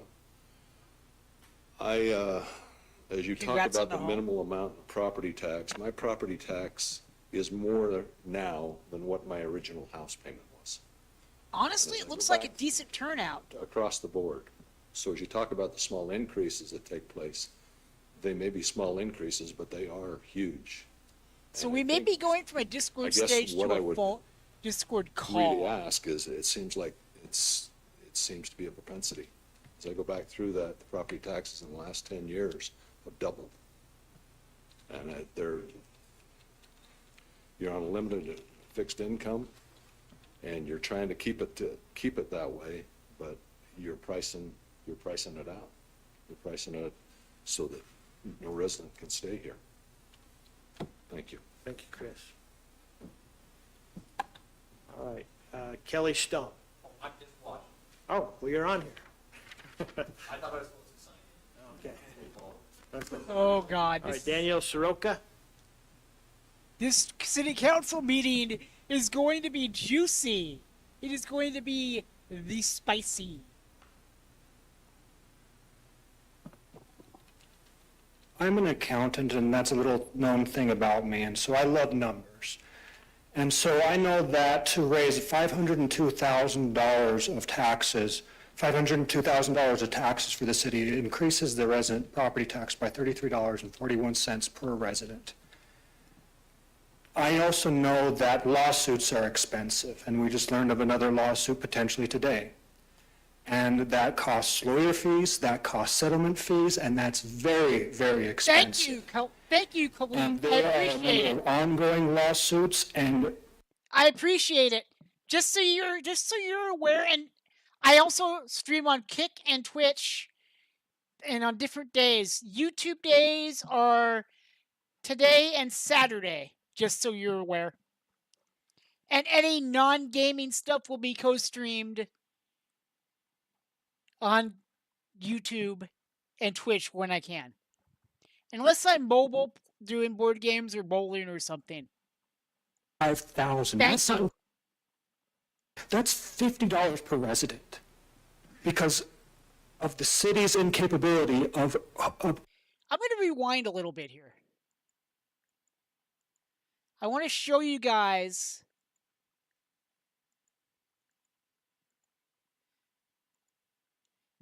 what this guy said, because I missed half of it. Let's watch this. My name is Aaron Booker. I do not live in American Fork. Aaron Booker. May of this Aaron Booker. Aaron Booker or Brooker?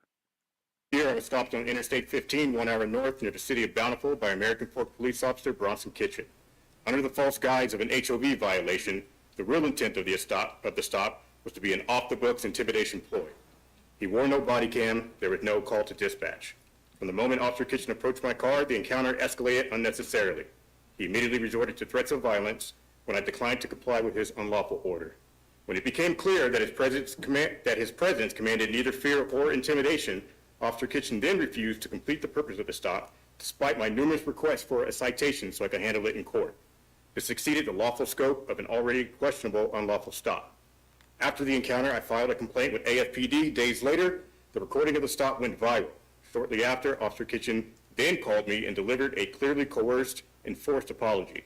Regardless, I accepted it and moved on, until I obtained the police report. Keep in mind that the report was written days after the apology. It contained statements that, based on video evidence, are categorically false and directly contradict his own admission in his apology.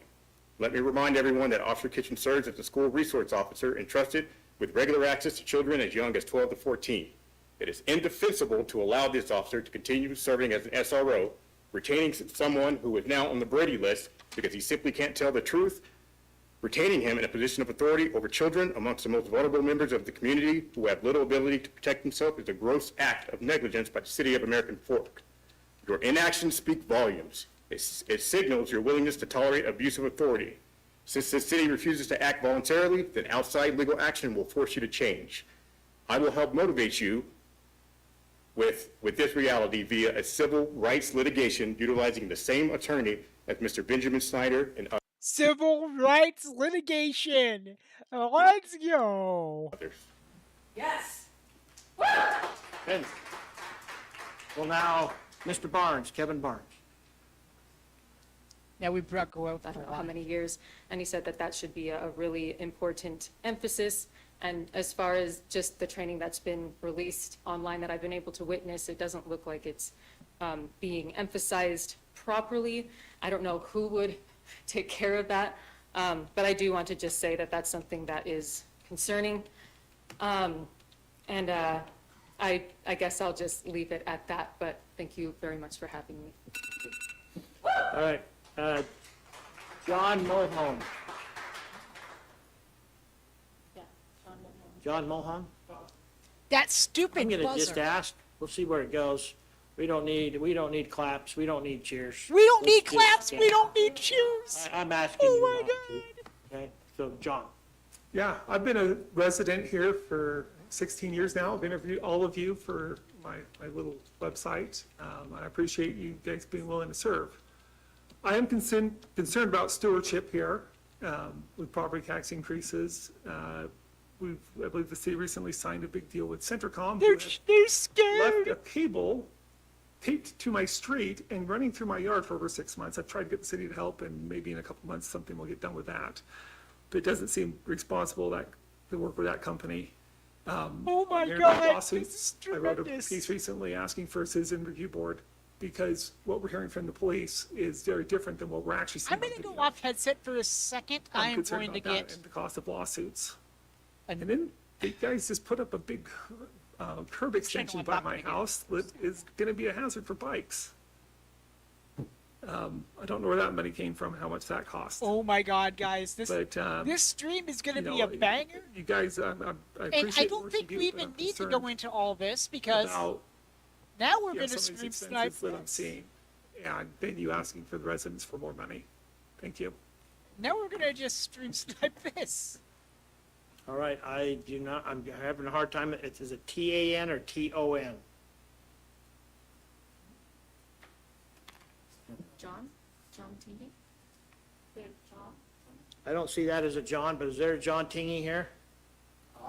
John Tingy. Tom, okay. All right, Julie Rodriguez.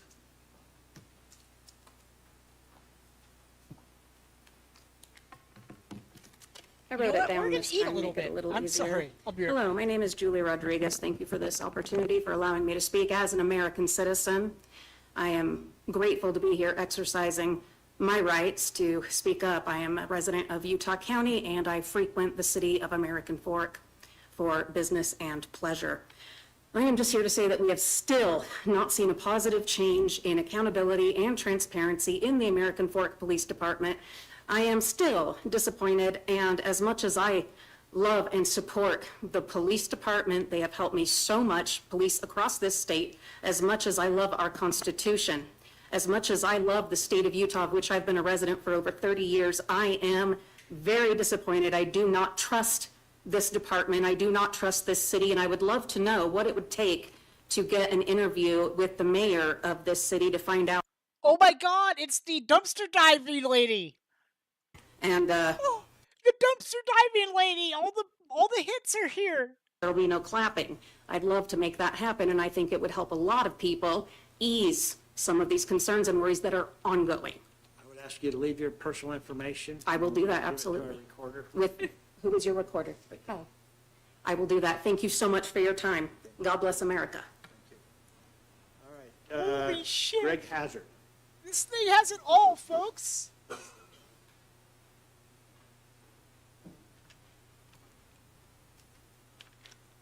Mayor, Council, my name is Greg Hazard. And I've shared with you that I have been the victim of 2 incidents of American Fork Police Department. One in which I was issued a criminal trespass in retaliation for simply inquiring of an officer parked in a handicap stall in a non-emergency situation, committing a misdemeanor, and refused to take ownership that made me victim of a crime I did not commit. Second, when I called American Fork Police to have a trespasser that blocked my front entrance to my office with their car and refused to move. I was called an A-word by one of the police officers. And even worse, this American A-word. Fork police officer said he would traumatize me. Who says that? What officer says that? He's going to traumatize me. Both of you, all of you here, recall as a result, I received apology letters and ownership from Chief Paul on behalf of the police department in American Fork City. All of this that I have on body cam. I shared how I was victimized with you 2 months ago, and only Councilman Ryan Hunter reached out to me and ensured that I was satisfied with the outcome of the cases. I expected a little more communication. In June, when God, Councilman this is Ryan great. Hunter spoke of outside emails and threats on him and his family, I reached out to him by text immediately during the meeting and apologized for the behavior of others. Let me be clear. Guys, this is gold, Jerry. This is gold. Room for threats on anyone. any officer, any council member, the mayor. There's no room. Uh-oh. Is this being taken down?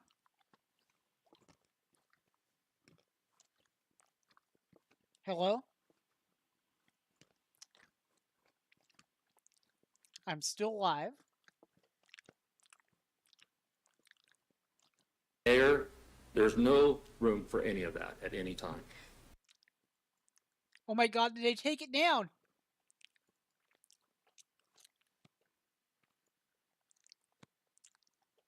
$18 watching. They streamed 33 minutes ago.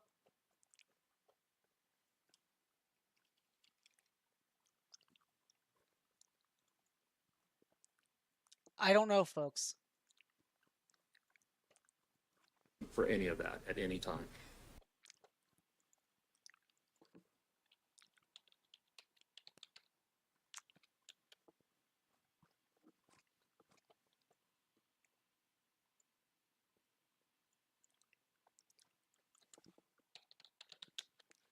Lovely.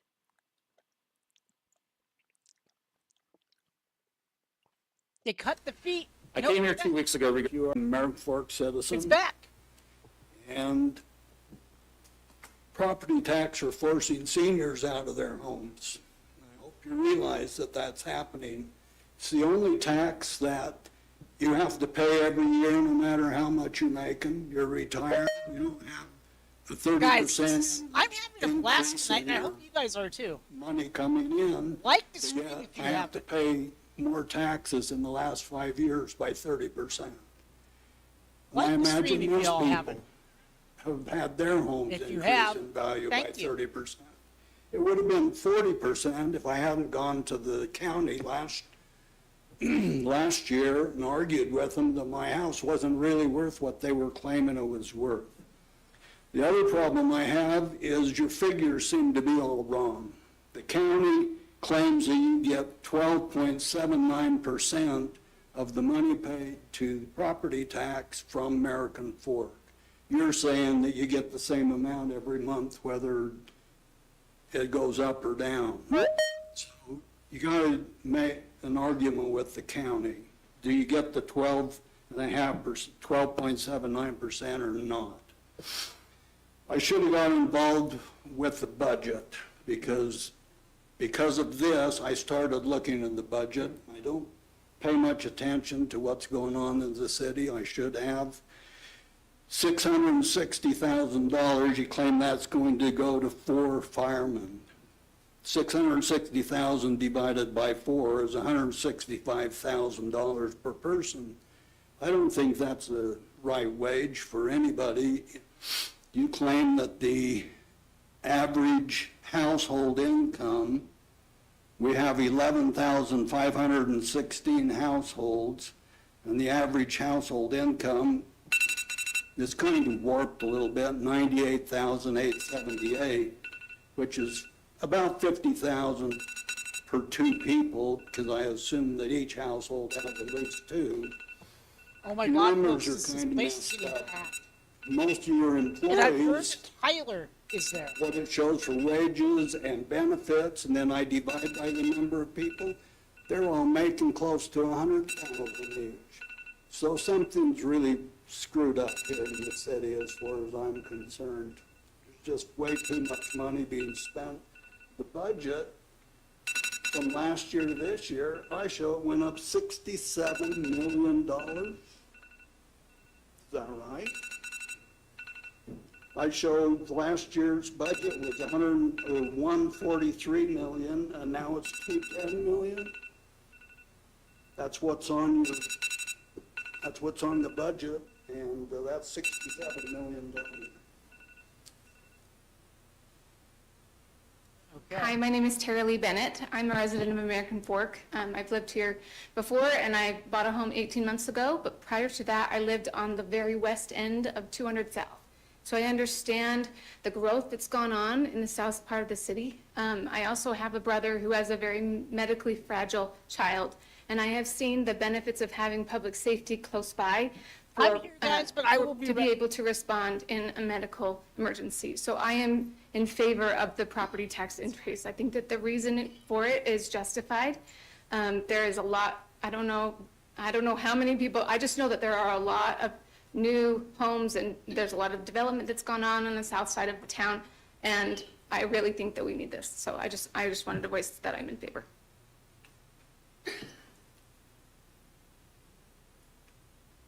Okay. Interesting look at these little things and what these guys are seeing, because I've You know what, I'm just gonna see if there's anybody else in the chambers that would like to come forward. Yeah. No, you're fine. We're gonna take them in, whoever's here. All right, Steve Goodwin here. I don't know if you guys remember the American Fork Citizen. I was the pressman that printed it from 1980 to 2005. Then we went internet, so. Anyway, I'm just a concerned citizen, want to know what's going on with the police department. Is there going to be like a meeting to have these officers tell us residents what's going on, or are they going to be accountable for anything? Because from what I see, it's an embarrassment. For right now, I leave the state, go to different places. They ask where I'm from. I say American Fork, and all of a sudden I get told what's going on with the Lego situation. I don't even say that anymore. I just say Provo Orem. Just a concerned person. Thanks.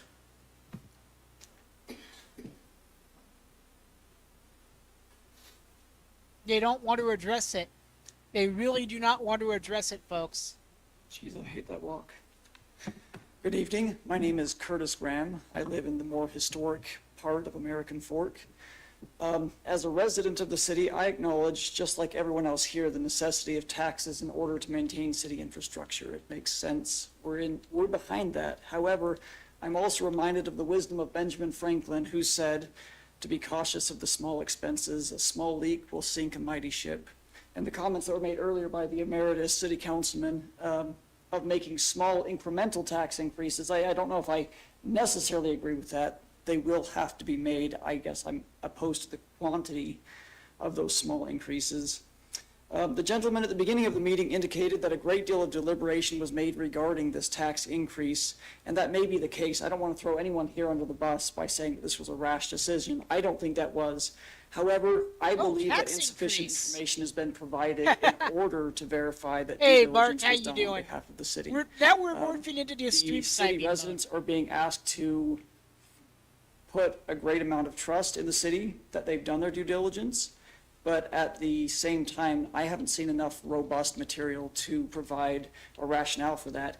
I'd request the following. First, a more robust explanation of the budgetary cuts that were mentioned. If we're trimming the budget off of other parts of the city budget in order to make this work and ramp costs down, what are those cuts? And if we're already making those cuts, can we not simply increase those slightly more in order to reach a more equitable tax increase below 10%? Second, greater clarity on the wages of the proposed firefighters. Another gentleman just barely mentioned, I think it was 160. I don't know if that's an accurate number of the wage of the firefighters, but I would like to know these added firefighters that are being included as part of this tax increase, what are their wages? And is the city in agreement on what we're paying these firefighters? And of course, I hear some of the comments of our fellow citizens. We are concerned about the police. I'm concerned about flock cameras. I don't know if the city has a policy on that. But more important than that, I'd like to request, is it possible for us to bring back the original comment section in the city website for providing feedback? Because the system got changed and I don't know what happened or why it got changed, but if there's concerns about the sidewalk or overgrown weeds, I don't know where to put that information in, and I never get feedback regarding any input. If you could leave your name, we can get that to you. Certainly, thank you. There's sheets back here telling them. Okay.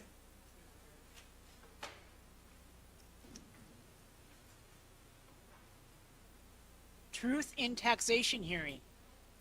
Yeah, sure. Okay. Is there anybody else here that would like to make a public comment?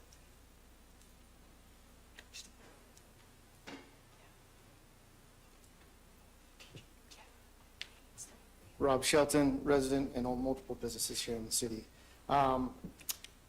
one of those businesses is a financial planning firm. And if I was going to bring a visual aid in that, I'd bring a jar, rocks, stones, and sand. And I have some real heartburn with the communication within the city.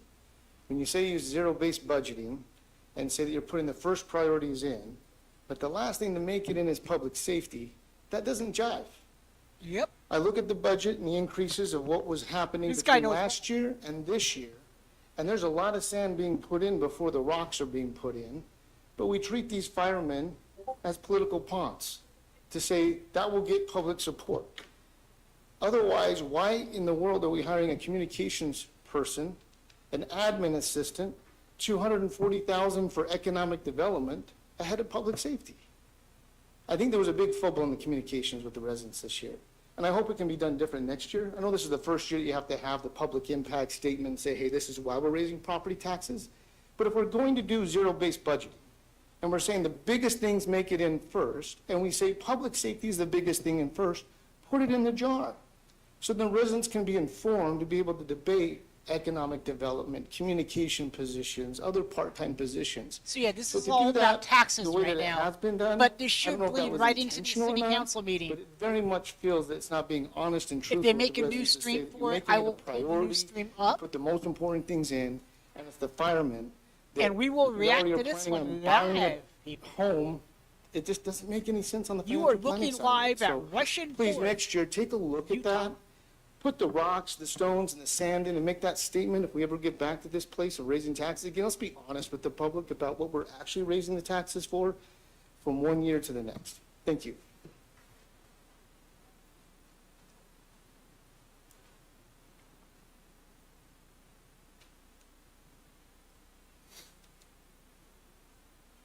Okay, anybody else in the chambers that would like to make public comment? Oh, here we go. We got more. Yeah, you know what, you didn't take up your whole 2 minutes. You've got a good minute, Chris. I got a good minute left. One thing that I guess I've really been wondering is they've talked about the pay of these new firefighters. One of the things that's been very interesting to me is you go to the Art Dyke Park and you'll see all of the fire trucks there and they're playing pickleball. And I'm wondering if there's some way, while they're not working, I don't know how many fires we have in American Fork in the course of a year, but whether or not there could be a dual usages to their time, to offset, to work through that. Dual usages? Okay, thank you, Chris. They're playing Okay, I'm going to say it pickleball. one more time. They're staying Anybody in shape. this chambers that would like to make public comment, I'd like to move it to online, but I want to make sure everybody here has that. Okay. Ken? There's nobody online? Okay. All right. Well, seeing none, then I'm going to say that this public hearing is closed and we are adjourned. Thank you very much. Okay, public hearing's closed. So now we wait. Now we wait for them to go live for the city council, guys. The main event, 15 minutes away. That was just a pregame. Now we go to the Super Bowl.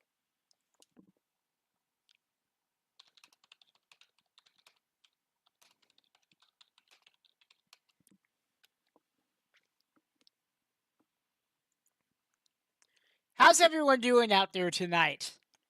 And what did we think of that meeting that we just saw? It was kind of interesting, but I don't know what we're gonna see in this next one coming up.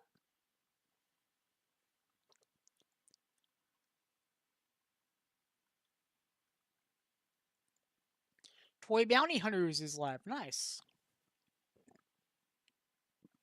I bet the how often do you think we're gonna hear that stupid time's up buzzer that they are using? Also, if you're new around here, I do eat on stream. It's just something I do. It's just snacking, though. I'm not like eating full ass meals in front of y'all. just little snack packy things.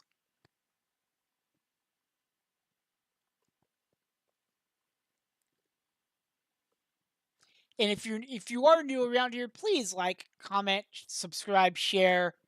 Hype if you're on mobile. That will help too.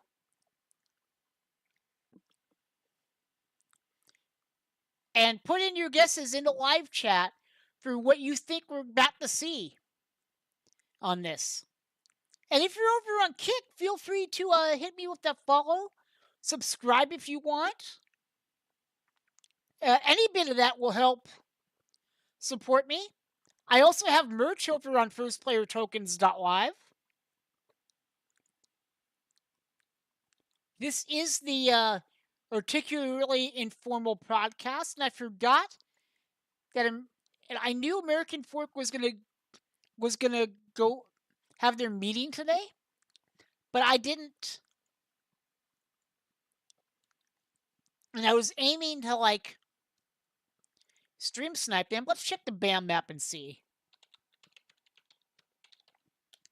any updates. Nothing. If anything, it'll be tomorrow, I'm assuming. Or if news breaks tonight and I'm live, we'll cover it. The podcast is scheduled for Tuesdays, but I can also move it if I need to. Like, I can replace my Thursday show, my Thursday stream for this, if that would be better, but I don't. The problem is I'm trying not to run into when people stream. You know what I mean? So that's literally a tough spot for me to be in because this time works for me. The Tuesdays 4:30.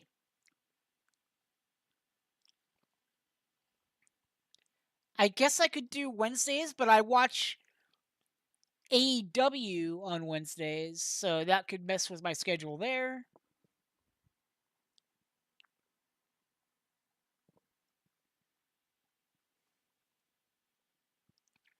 I'll figure it out.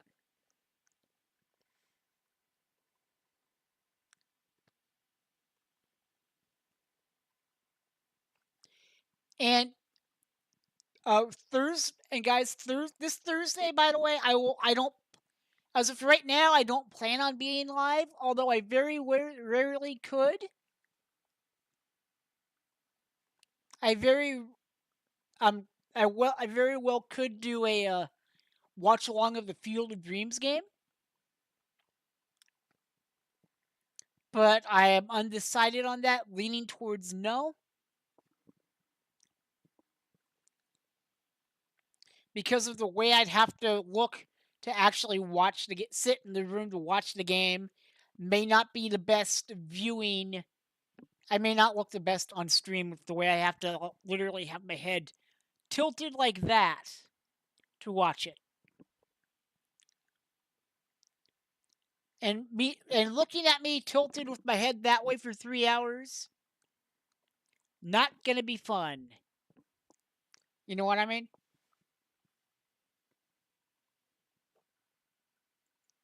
So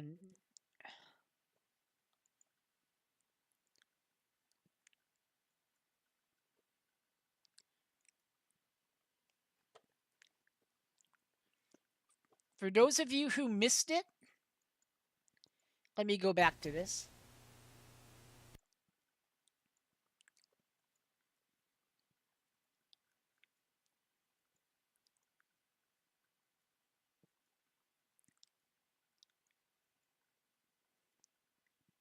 Let's watch this public comment again, and then we'll react to it. Give me a second to finish this, and you'll see how this is tax related. My name is Aaron Booker. I do not live in American Fork.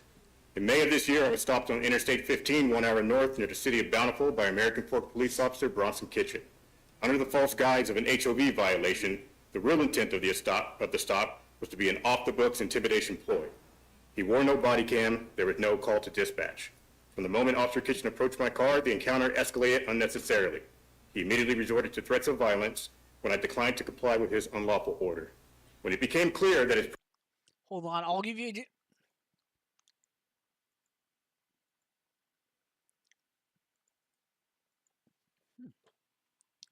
One second, let me just let Colin know.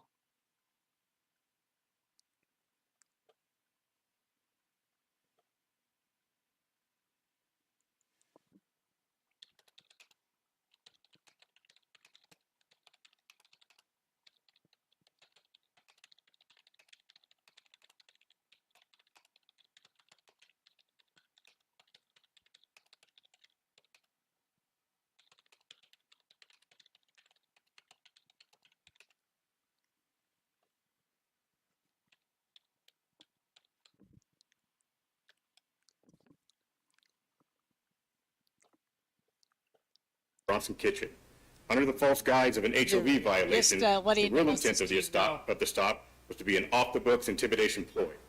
He wore no body cam. There was no call to dispatch. From the moment Officer Kitchen approached my car, the encounter escalated unnecessarily. He immediately resorted to threats of violence when I...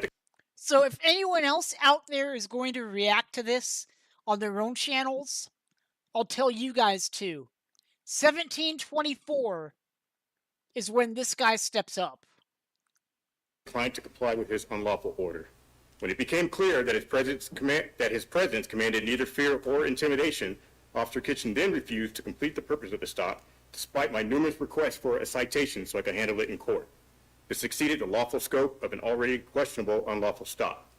After the encounter, I filed a complaint with AFPD. Days later, the recording of the stop went viral. Shortly after, Officer Kitchen then called me and delivered a clearly coerced and forced apology. Regardless, I accepted it and moved on until I obtained the police report. Keep in mind that the report was written days after the apology. It contained statements that, based on video evidence, are categorically false and directly contradict his own admission in his apology. Let me remind everyone that Officer Kitchen serves as the school resource officer entrusted with regular access to children as young as 12 to 14. It is indefensible to allow this officer to continue serving as an SRO, retaining someone who is now on the Brady list because he simply can't tell the truth. Retaining him in a position of authority over children amongst the most vulnerable members of the community who have little ability to protect themselves is a gross act of negligence by the City of American Fork. Your inaction speaks volumes. It signals your willingness to tolerate abusive authority. Since the city refuses to act voluntarily, then outside legal action will force you to change. I will help motivate you with this reality via a civil rights litigation utilizing the same attorney as Mr. Benjamin Snyder and others. Yes. Let's go. American Fork are about to pay out the ass for this, folks.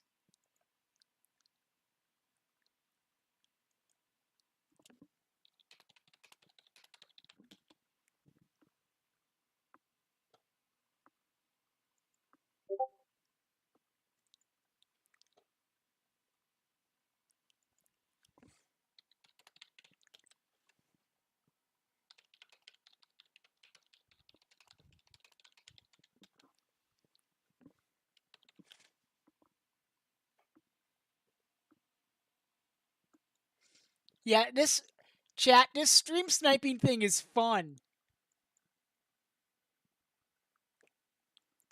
Now we just have to wait for when the city council meeting comes up.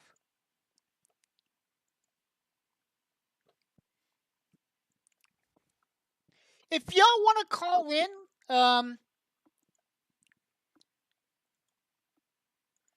I'll post my link to my Discord in our stream chat over on YouTube. Hey, so if you guys want to call in, click that link, agree to like the server rules, and then hop into the Salt Mountain Convention Center. That will put you in the audience of a Discord stage. Then raise your hand. I will bring you up. It's an easier workflow for me personally. And people don't use Discord stages a lot, so it's there.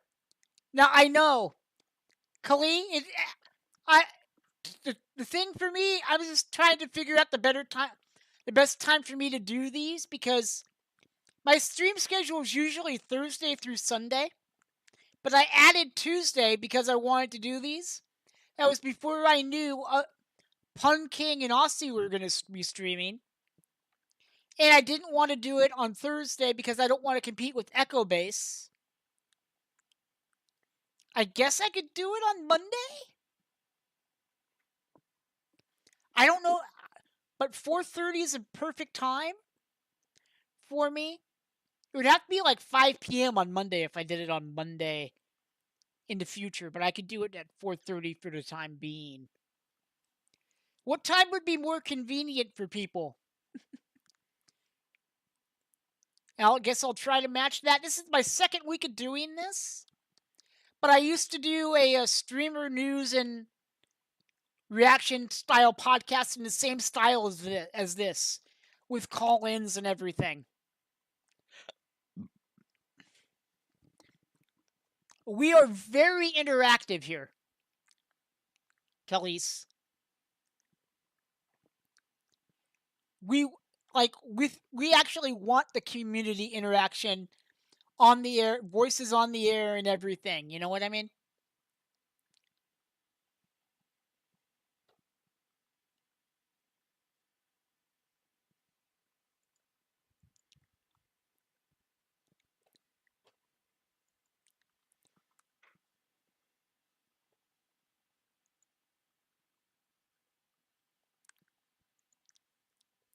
But yeah, I do enjoy doing this, and I have a blast with this. While we have this time, please allow me to actually promote the other places that you can see me on the internet. Everything that I do is also multi-streamed over on kick.com/firstplayertokens, just like the name of this channel, or my name in chat. It is all one word. And so my video game streams are multi-streamed over to Twitch and Kick. The streams like this, or my soccer watch-alongs that I do on Saturdays, are multi-streamed to YouTube and Kick. And any IRL stuff, I think I might make them Kick exclusive, depending on how I'm feeling. That hasn't been decided yet, but when it is, I will update y'all.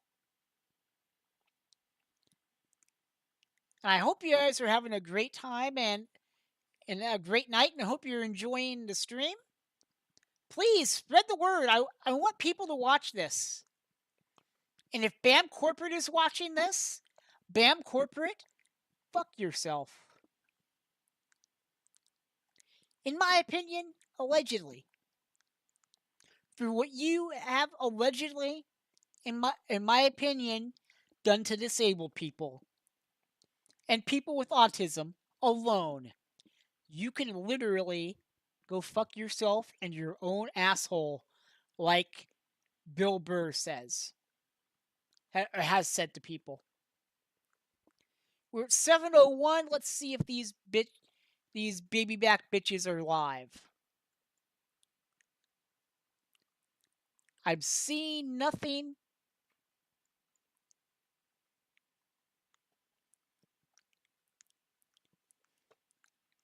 Yet. And I don't know if these bitches will be live. But if they are, you definitely will see it here. And by the way, if you're new around here, let me go over my disclaimer really quick. I can do this since we've got some new folks. You probably didn't expect my language, and I'm sorry. The opinions of the people and videos on this stream may or may not be their own. We do not condone going after anyone mentioned on this stream or in this video in any way. If we discover that you have done so, nice, Patrick, thank you. If we discover that you have done so, you will no longer be welcome in this community because at the end of the day, we're trying to inject a little bit of humor into life, and you should have that in mind. We do not support cancel culture in any way, shape, or form. We also don't stand for bigotry, sexism, transphobia, etc. We encourage you to do your own research into topics that are brought up, and therefore come to your own conclusions. You don't go to CNN for dick jokes. Please don't come here expecting hard-hitting news. There may be foul language used in some of these streams and videos that we may or may not agree with. We are way more HBO than Disney, so come here with that in mind. If you cannot handle adult language, then maybe the stream is not for you. Welcome on to Salt Mountain, everybody. And all you new people, Patrick, it's great to have you here. Khalif, it's great to have you here. I recognize some of your names from Wes's Discord. How is everyone doing tonight? I am waiting for this goddamn meeting to start.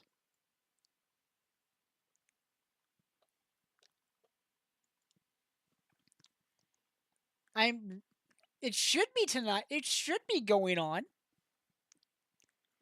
But these people aren't posting anything. The only thing I've seen was 17 minutes ago. But I assume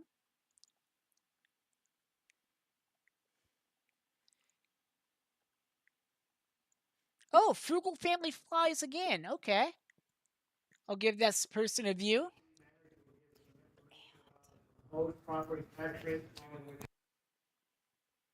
Tyler, remind me of your lovely wife. Oh, this is the behind the scenes thing. Okay. I thought that was live. We got kind of caught out there, but was that the city council meeting? Or was it the truth and taxation meeting? Did we miss the city council meeting? Jack, do we know? Are my eyes playing tricks on me? This says truth and taxation hearing, right?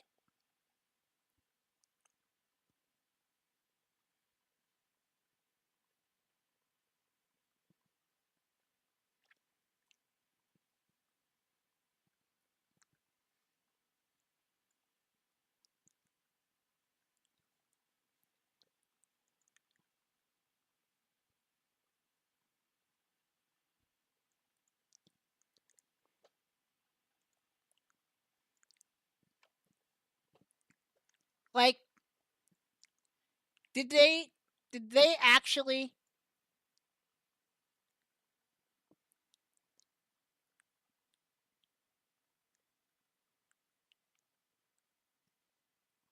Hold on 1 second.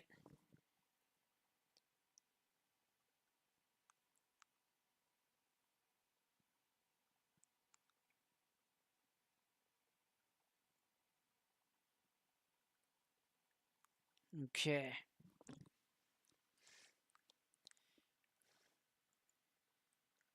Because I heard there's no way that the city council meeting was 45 minutes or 46 minutes. Right?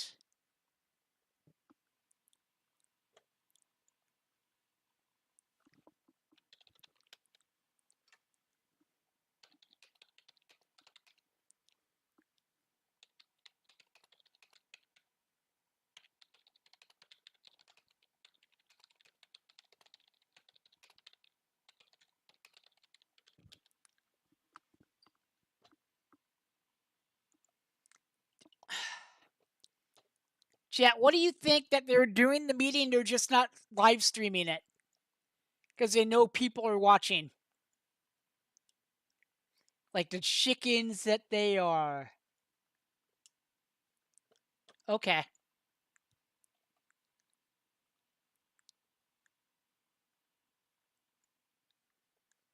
It signals.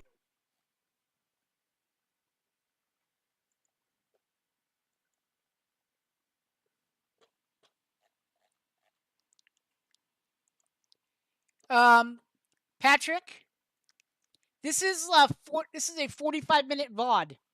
I know you can't see it because My chat's in the way. Hold on 1 second. Let me hide that for 1 second. Yeah, this is a VOD.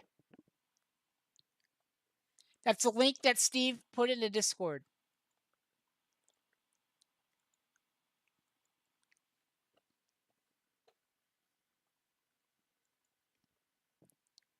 Yeah. So I'm literally on their live page. I am looking here, seeing if that's happening. Well, I'm going to pull up that Frugal Families video. 1 second.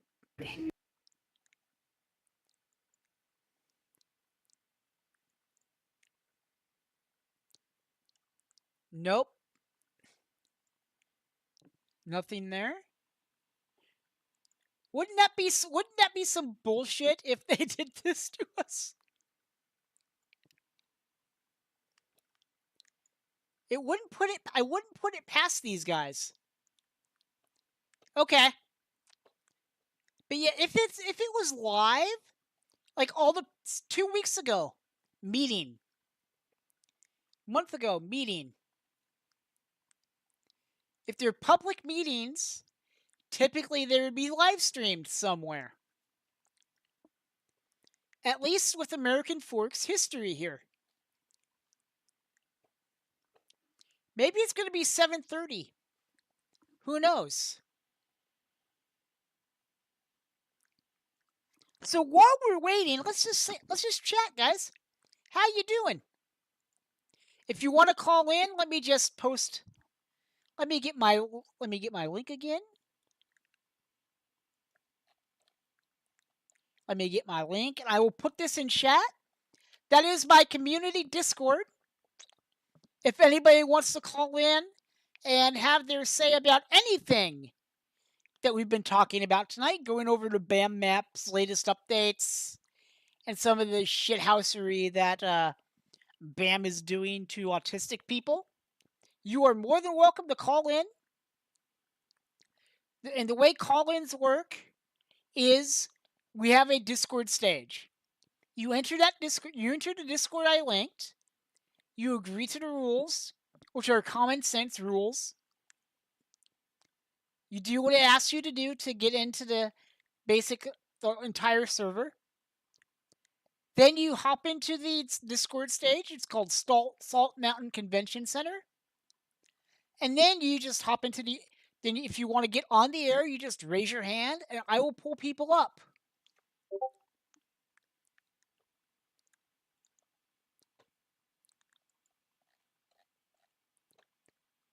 Okay.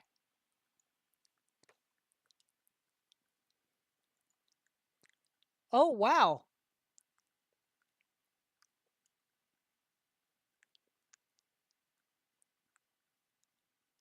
Truth in taxation. 8 in the morning?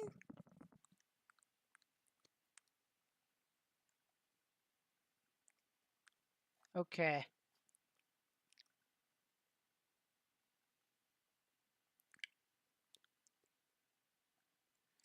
Huh, interesting.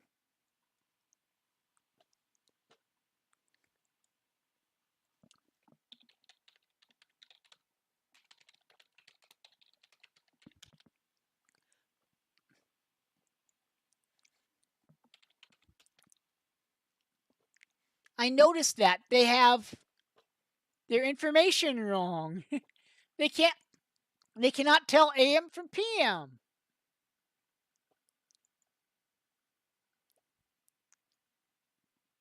So, I don't know, it doesn't look like we're getting our meeting tonight.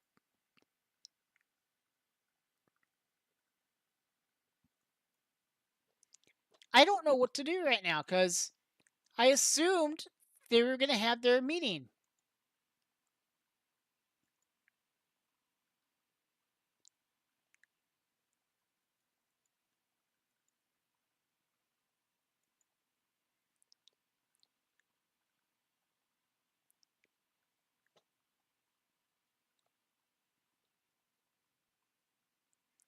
Okay.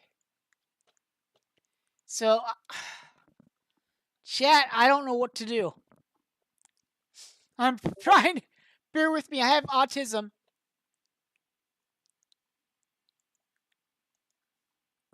You know what? Let's. Hey, Steve. Let's listen to the end of this. Hold on.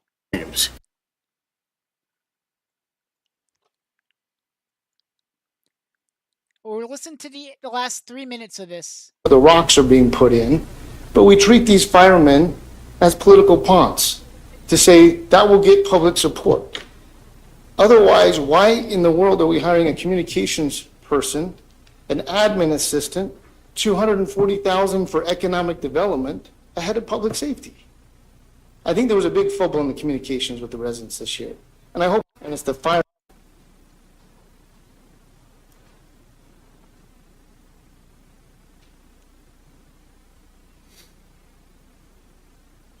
Okay, anybody else in the chambers that would like to make public comment? Thing that I've been wondering a little Yeah, bit you know about. what, you didn't take up. There's some way, while they're not working, I don't know how many fires we have in American Fork in the course of a year, but whether or not there could be a dual usage as to their time to offset, to work through that budget. Okay, thank you, Chris. Okay, I'm going to say it one more time. Anybody in this chambers that would like to make public comment, I'd like to move it to online, but I want to make sure everybody here has that one. Okay. Ben? There's nobody online? Okay. All right. Well, seeing none, then I'm going to say that this public hearing is closed and we are adjourned. Thank you very much.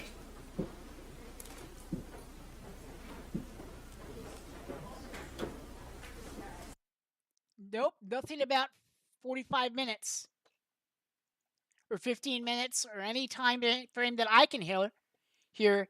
And Patrick, the Chris Reports thing is a court case, a preliminary hearing that he's going to cover. That's what it is.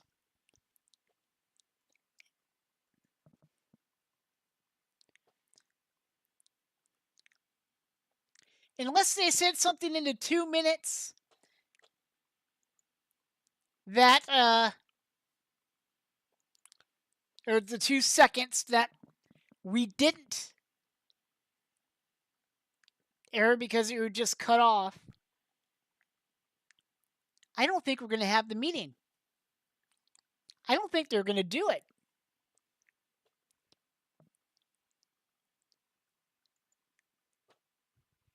Chat, I really think American Fork isn't going to do it. And let's see how often they do this. So they do it every wait a second. They're due to have one tonight. When was July 28th? That was a Tuesday. They're supposed to be live right now. They are if they reach their pattern. Now, this is only speculation. If they reach their pattern here,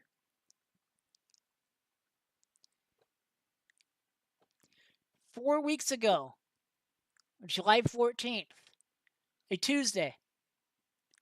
2 weeks ago, City Council meeting.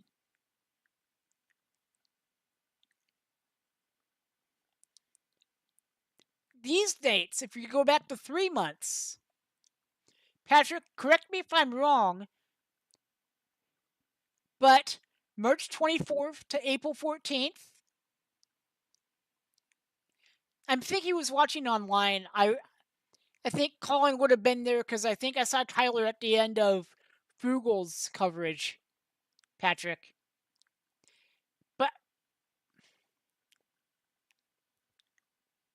March 24th, April 14th, May 12th, May 26th. That's 2 weeks, correct?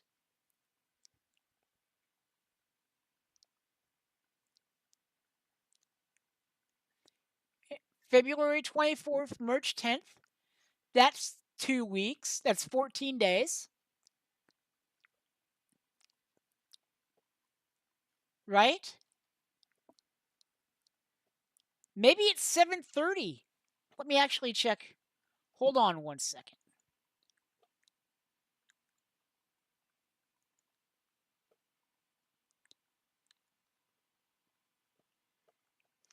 Maybe these guys are going to go live at 7:30.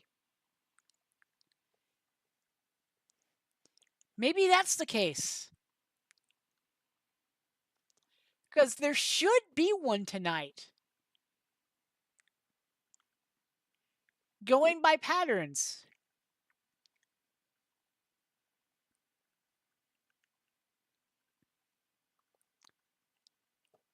Going by their patterns here.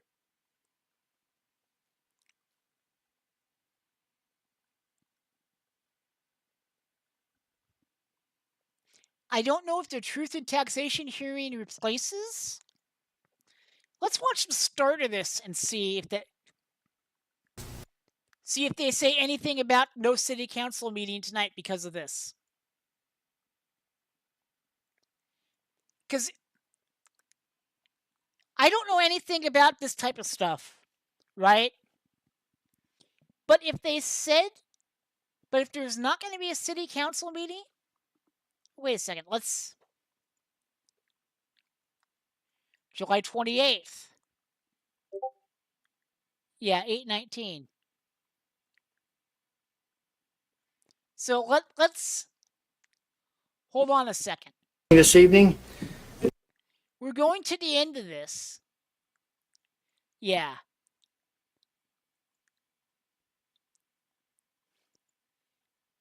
We're going to go to the end of this, the last city council meeting. Well, from what people told me in DMs, when I was asking around earlier about what time it should start, I was told 7 Mountain Time.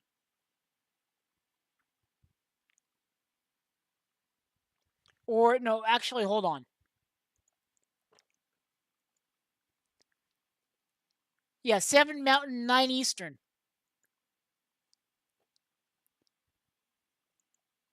Okay? At 5th, let's listen to the end of this meeting and see what is said. Item number 8 is a review and action on the award of American Fork City Garage Reorientation Project to Construction, IQLL Reorientation Project to Construction. The reason I'm doing this is they may have said something at the end about when the next city council meeting is. So I'm trying to get clues here, chat. IQLLC. This project is a home that the city purchased on 300 West, 200 South, with the roundabout that's going in there. The home needs to have its driveway relocated. It currently enters on the west side of the house, but because of the roundabout and the limited access that will be caused by the roundabout, we're moving the garage to the south side. This is in conjunction with, the fire station, right? The temporary. The roundabout. This is the roundabout on 200 South and 300 West. Misspoke. Yeah, I'm sorry. where the roundabout is. Yeah. I misheard. Perfect. So I would move that we accept the bid submitted by Construction IQ LLC for reorienting the existing garage from west-facing configuration to a south-facing configuration. Improvements in the amount of $27,000 and approve the construction contract as presented. In addition to a project, scroll down for me. Construction and engineering contingency. Engineering contingency of $3,000 to be held by the city. Okay, I have a motion by Councilmember Hunter, I'll second. second by Councilmember Carroll. Any discussion on the motion? Heather, do we need to add the same verbiage that we? This Yes. isn't a, And as to where it wouldn't start this late, back in the town where I grew up, the council meetings would start at 5 or 6-ish and go later. Sometimes 7. So 7 doesn't seem, at least where I grew up in So 7 doesn't seem like it would be too unusual. This isn't an ordinance. Okay, so it's on the, Gives people time to get home from work and get over there and all that. So I think the 7 p.m. start time would make sense. But like I say, I'm just a normie. I'm just a person sitting here reacting to this stuff like you guys. I don't know what's going on. okay. All right, I will call for a vote. Councilmember John. Aye. Councilmember Hunter. Aye. Councilmember Carroll. Aye. Okay, item number 9, do I have a motion to adjourn? So moved. I have a motion by Councilmember Hunter, Second. second by Councilmember John, all in favor?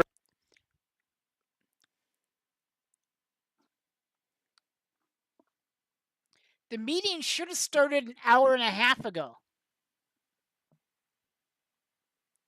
Because it's 9 p.m. Eastern was 6 Pacific. It's 7:24 here now. Maybe that was the meeting. Say aye. Aye. Any opposed? Okay, we are adjourned. Thank you for coming, everybody. Right here. Yeah, I don't know. If this was a city council meeting, let's listen to the start of the hearing today and see if it's city council and they just mislabeled it. No, it just cut off, Patrick. It cut off how you saw it cut off. They said, we've adjourned, and then the feed cut.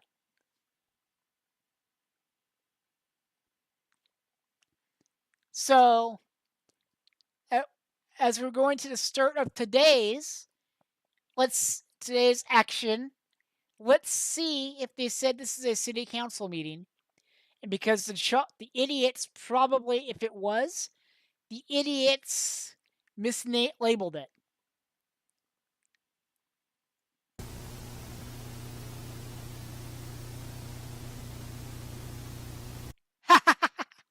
Sorry, yay internet timing.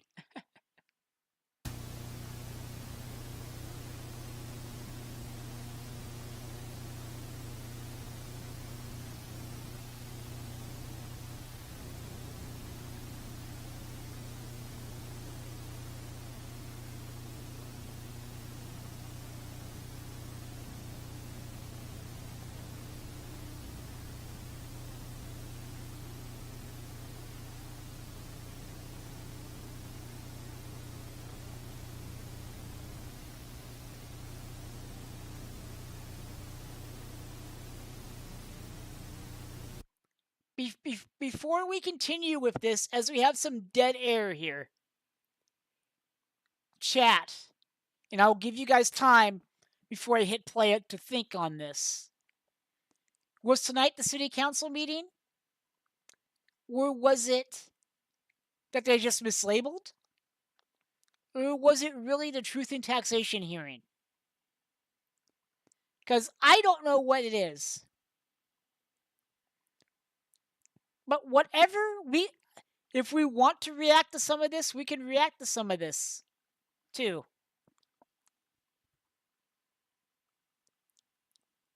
What do you guys think it is?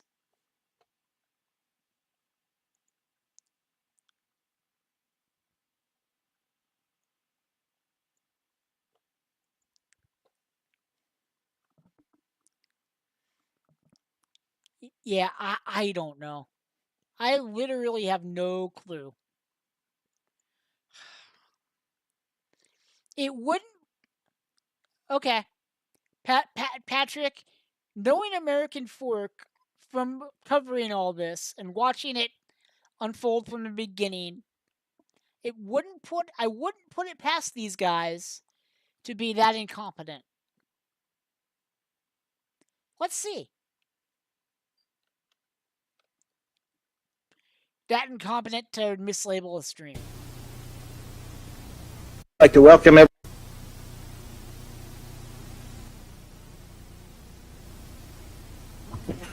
Good afternoon. We'd like to welcome everybody out this evening. We are met as a city council, and This was the city council meeting. We are met as the city council. Oh my god! They mislabeled the stream!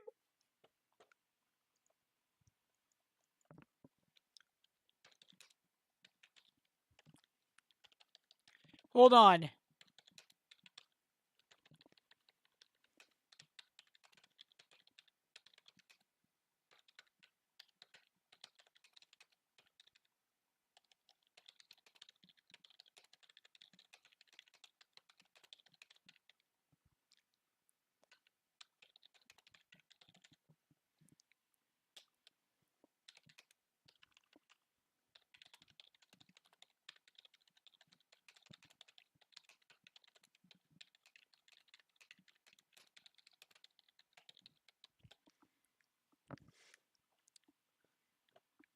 No way! Oh my god! Oh my god! That is tremendous! That is tremendous, chat! We caught them!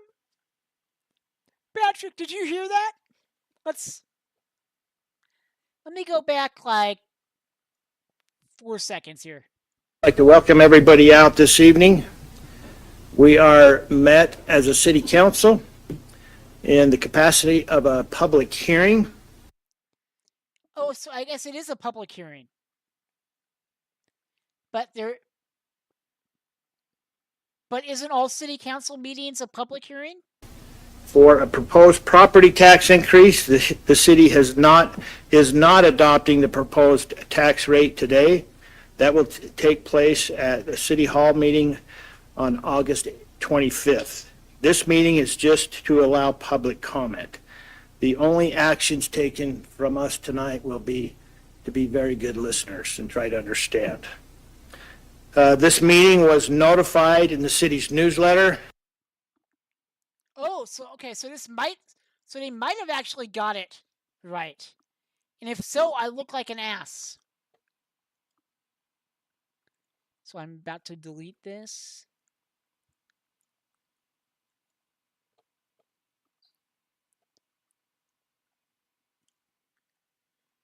So, forget I said that. I thought we caught them, and I guess the next meeting is next week. Or the 25th. So 2 weeks.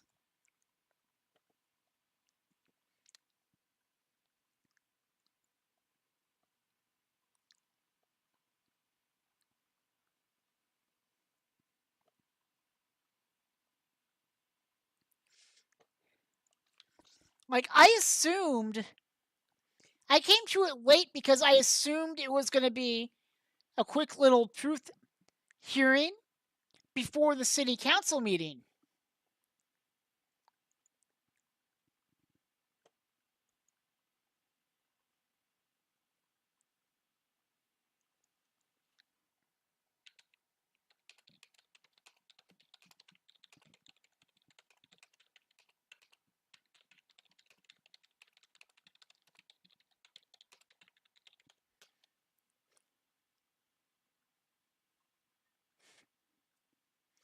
All right, so I guess next city council meeting is going to be the 28th. And there's nothing really to... Do we just want to go over the public comments? I mean, they're roasting things, but well, actually, I'm going to just take off because I've been talking for 3 hours. Have a great night, Patrick. Have a great night, everybody. And I'm sorry for the screw up at the end there. I thought I had got them on something, and didn't go how I wanted. It happens. It happens, folks. I'm going to take off. Have a good night. I will see you guys on Friday over on Kick and Twitch.